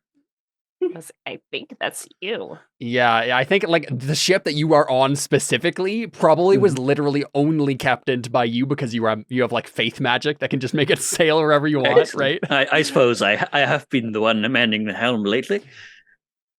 That makes sense. Because if there is to be a rightful king on the throne of Sinia, and it is not to be Ben, then we are in need of a wedding.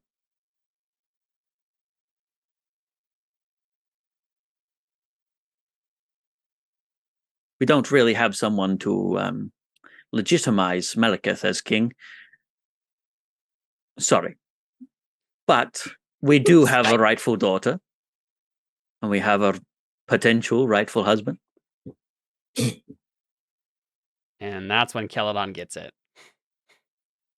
And it's like, if we're inside Celadon's head, this is like such a poignant moment for him because it's literally, he's gone on a roller coaster with this kingship thing, right? And it's literally the moment he gives it up for good, right? He says, I wanted it, but I don't need it. That's when he gets it, right? And he steps forward and he just gets on one knee and he says, Avra, will you marry me? Right here? Right now? Yeah, she just says yes, obviously. Yeah, and I'm assuming you guys hug and kiss and do whatever engagement ritual exists on this planet, which I don't know. Yeah. I don't know if it's a ring or anything, but whatever it is, he does it. And he turns to you, Joser, and he says, after this is all over, I'm giving it up to Ben, but for now, I will be your king. Kind of a crazy moment, too, because Celadon realizes there's a really good chance he could die doing this. Mm-hmm. But this is all he's really ever wanted at the end. Like, it started off as just like idealism that maybe didn't have legs to it. But like at this point, his ideals have come to full fruition and he understands this. I've always wanted one thing, and that is to save my city, the city that I love and cherish and want to protect. And this is how I do it. Life or death.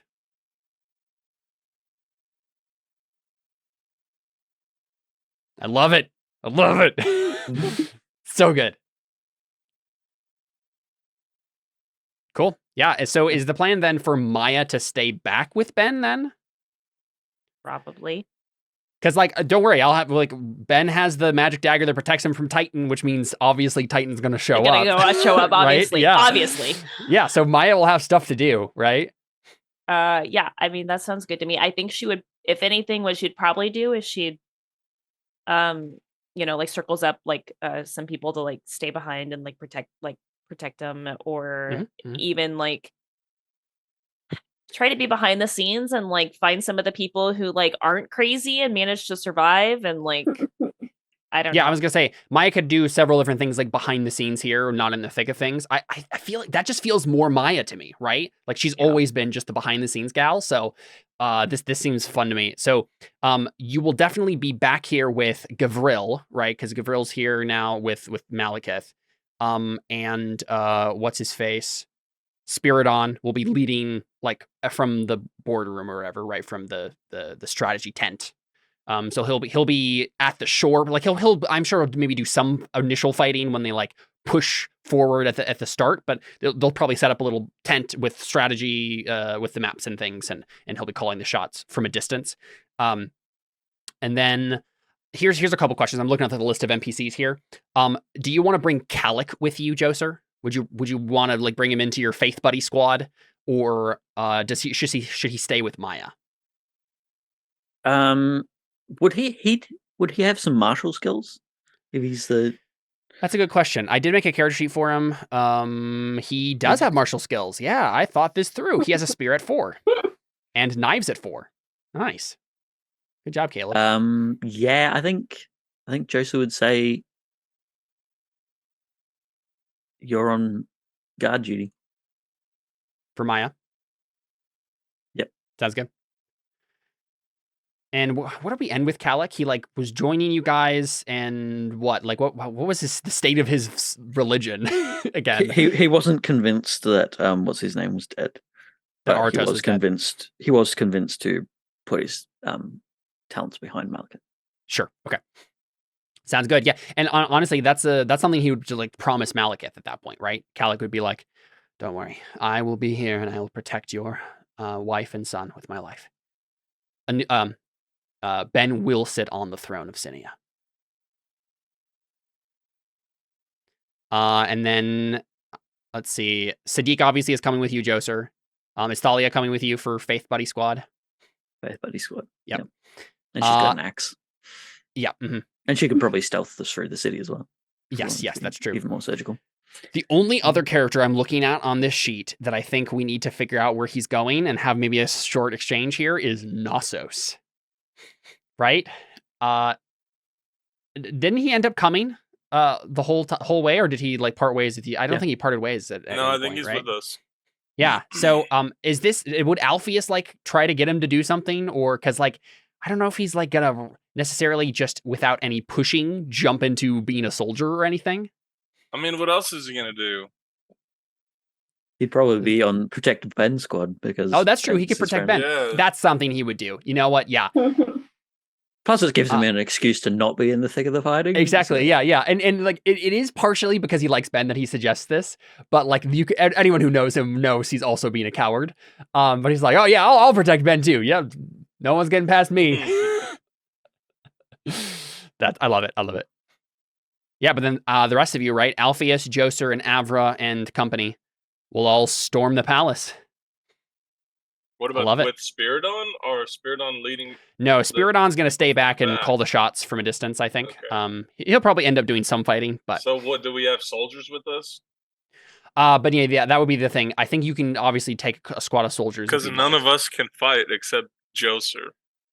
I mean, yeah, you have Faith Buddy Squad who could, like, cast Holy Fire and whatever else, right? If they really needed to. And Thalia has an axe, but persuade every enemy I see to stop. Yeah. Uh-huh. Avra's going to end up having Firebird Angel thing to attack people. Oh, with. That's cool. But having a squad of soldiers as well makes sense. There's no reason. Okay. No reason you wouldn't grab some people to come with you. Sweet. I like it. Cool. So Caleb, I have an idea where we can hide. I have a villa. Like That's for true. property. So is it like where do we decide that is though? I don't probably know. be in the merchant district. So yeah, that could probably work. It's kind of all out of the way here in number 3.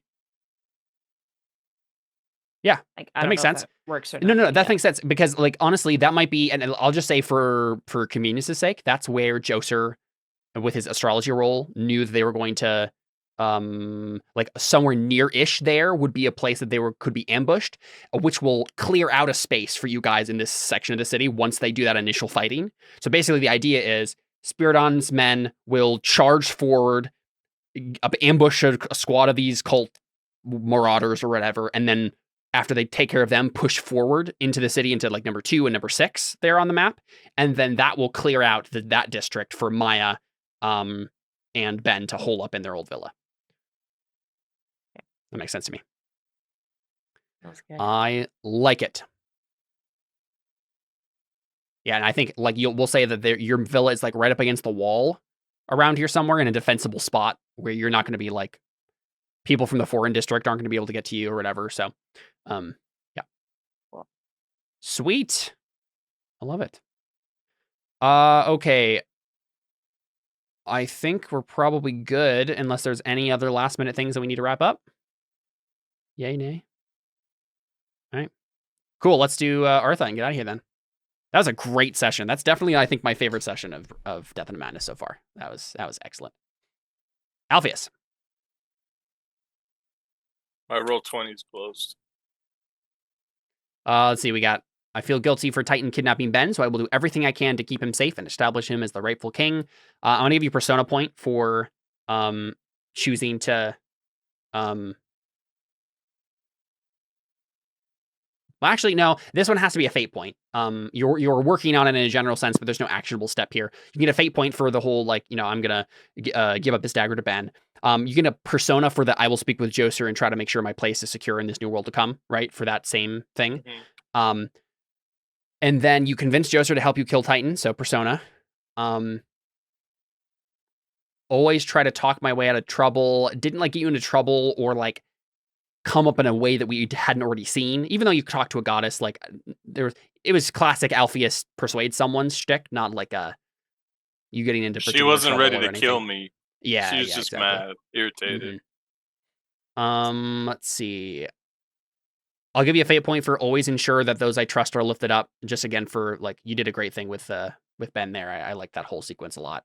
And a lot of your beliefs and instincts were kind of coming to a head there. Let's see, any traits here?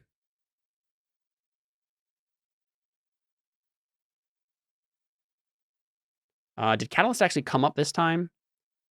Your actions cause a conflict between two powerful personas? I don't think so. No. Well, no. You can get a persona point. You talked to Nessanhur for Joser, and you were like in the center of that whole thing. Yeah. Take another persona. All right. Sweet. I accept. Yeah. Was there a good moment of humor for Alpheus? No, I don't think so. Okay. Oh, you can add one for last session though, Chad. For that, you did have a funny moment that everyone laughed at. Oh, that we forgot about last time. Did I? Yep. So yeah.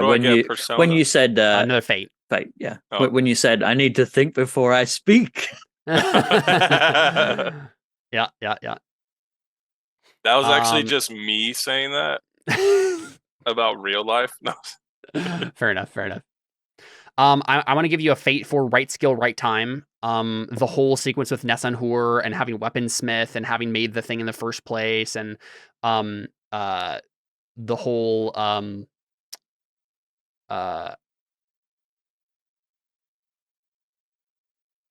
that whole sequence was related to you being a weaponsmith, which I'm really glad we were finally getting a piece of.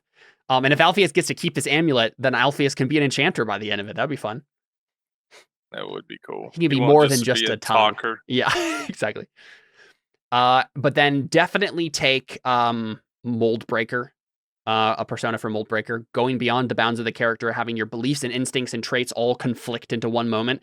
The moment where Alpheus finally just said, he had an actionable moment and said, Ben gets this dagger instead of me, is definitely Mold Breaker worthy.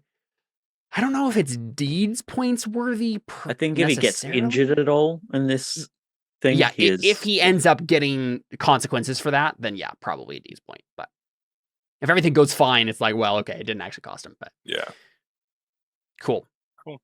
There you go. Lots of Arthur for Alpheus. Joser.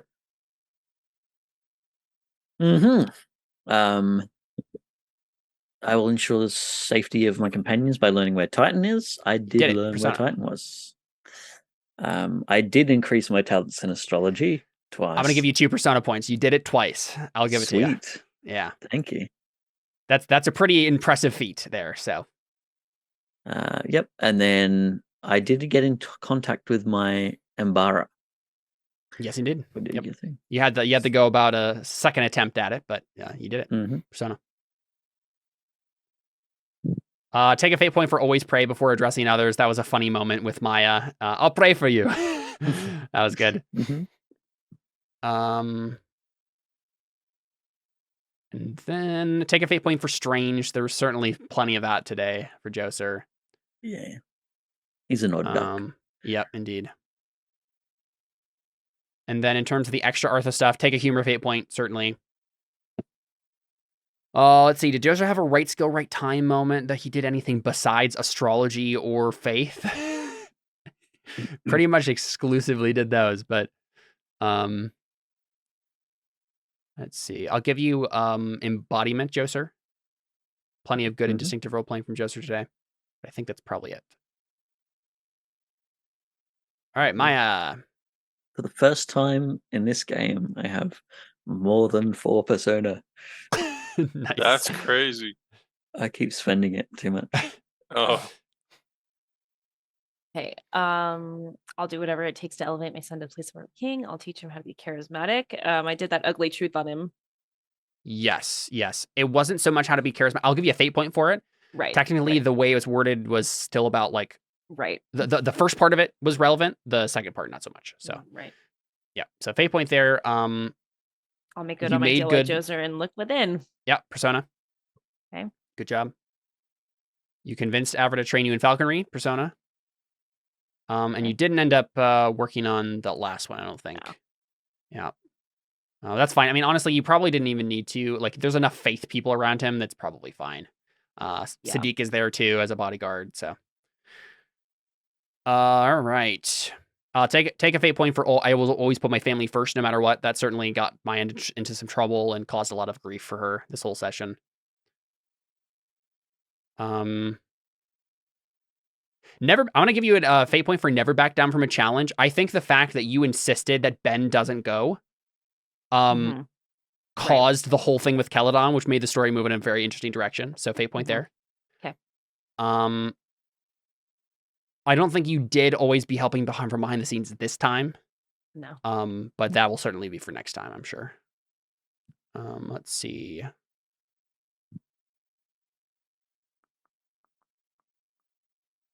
Any of your traits jump out to you? Religious maybe, but like yeah, but it was like you struggling with religion, not necessarily you being religious that mattered there. Yeah, that's true. Take a fate point for colorful. Right? Okay. You continue to be dramatic and show off that trait in good way. And then in terms of the extra Artha stuff, definitely take embodiment for really good or distinctive role playing. There was excellent role playing from Maya today. Thank you. What's that again? Persona. Persona. Okay.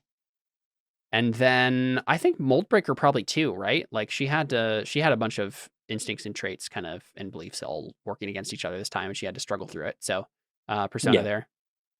Yeah, the ugly truth was increased because of them. So true. Humor and right skill, right time. I don't know if that came up for Maya. I don't think so. Yeah, it was pretty serious for Maya this time. So, all right, cool. Typically is. Yeah. Avra. I believe that with the help of the Irida and Ophelia, I can stop what is coming. I will consult the Irida for our next step. Yep. You set off Ophelia's whole chain of events there, so Persona. I believe Alikos is meant to return to life. I will look for a way to assist him. Persona, you did it. Not only did you look for a way, you actually found a way, and you assisted him. Yeah. I didn't work on this one. I believe the lady is not noble without a bird on her arm. I will win over Balthazar. Yeah. That might not end up being relevant until maybe we do an epilogue at the end of the climax of things. Well, my thought is I'm gonna change this one to I will win over Balthazar for Maya. For Maya, yeah. Like convince him to once Alikos comes back to me, be like, okay, go back to Maya and like help them protect Ben and everything. Sounds great. And then eventually just like keep training him with Maya in order to like actually be her bird. Perfect. Good old Balthazar. Malekith's super rich. He can definitely feed you. Very true. It's true. All right, let's see here. A task beyond my specialty, then I seek the advice of someone more competent. I'll give you a fate for that. Most of what Avra was doing this time was helping other more competent people in particular avenues do things. So take a bit of fate there. I don't know if like having a question and answering and getting answers from the Irida like caused trouble or anything. And I don't think your third instinct came up either. I'll give you a fate point for careful, right? Continuing to have to be like Maya has to keep rolling things to like get you to be friendly and amiable and want to do sisterly things. So you take a fate point there.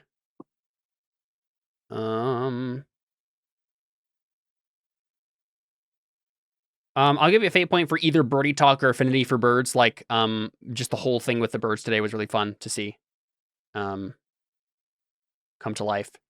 And then definitely right skill, right time, right, for falconry stuff.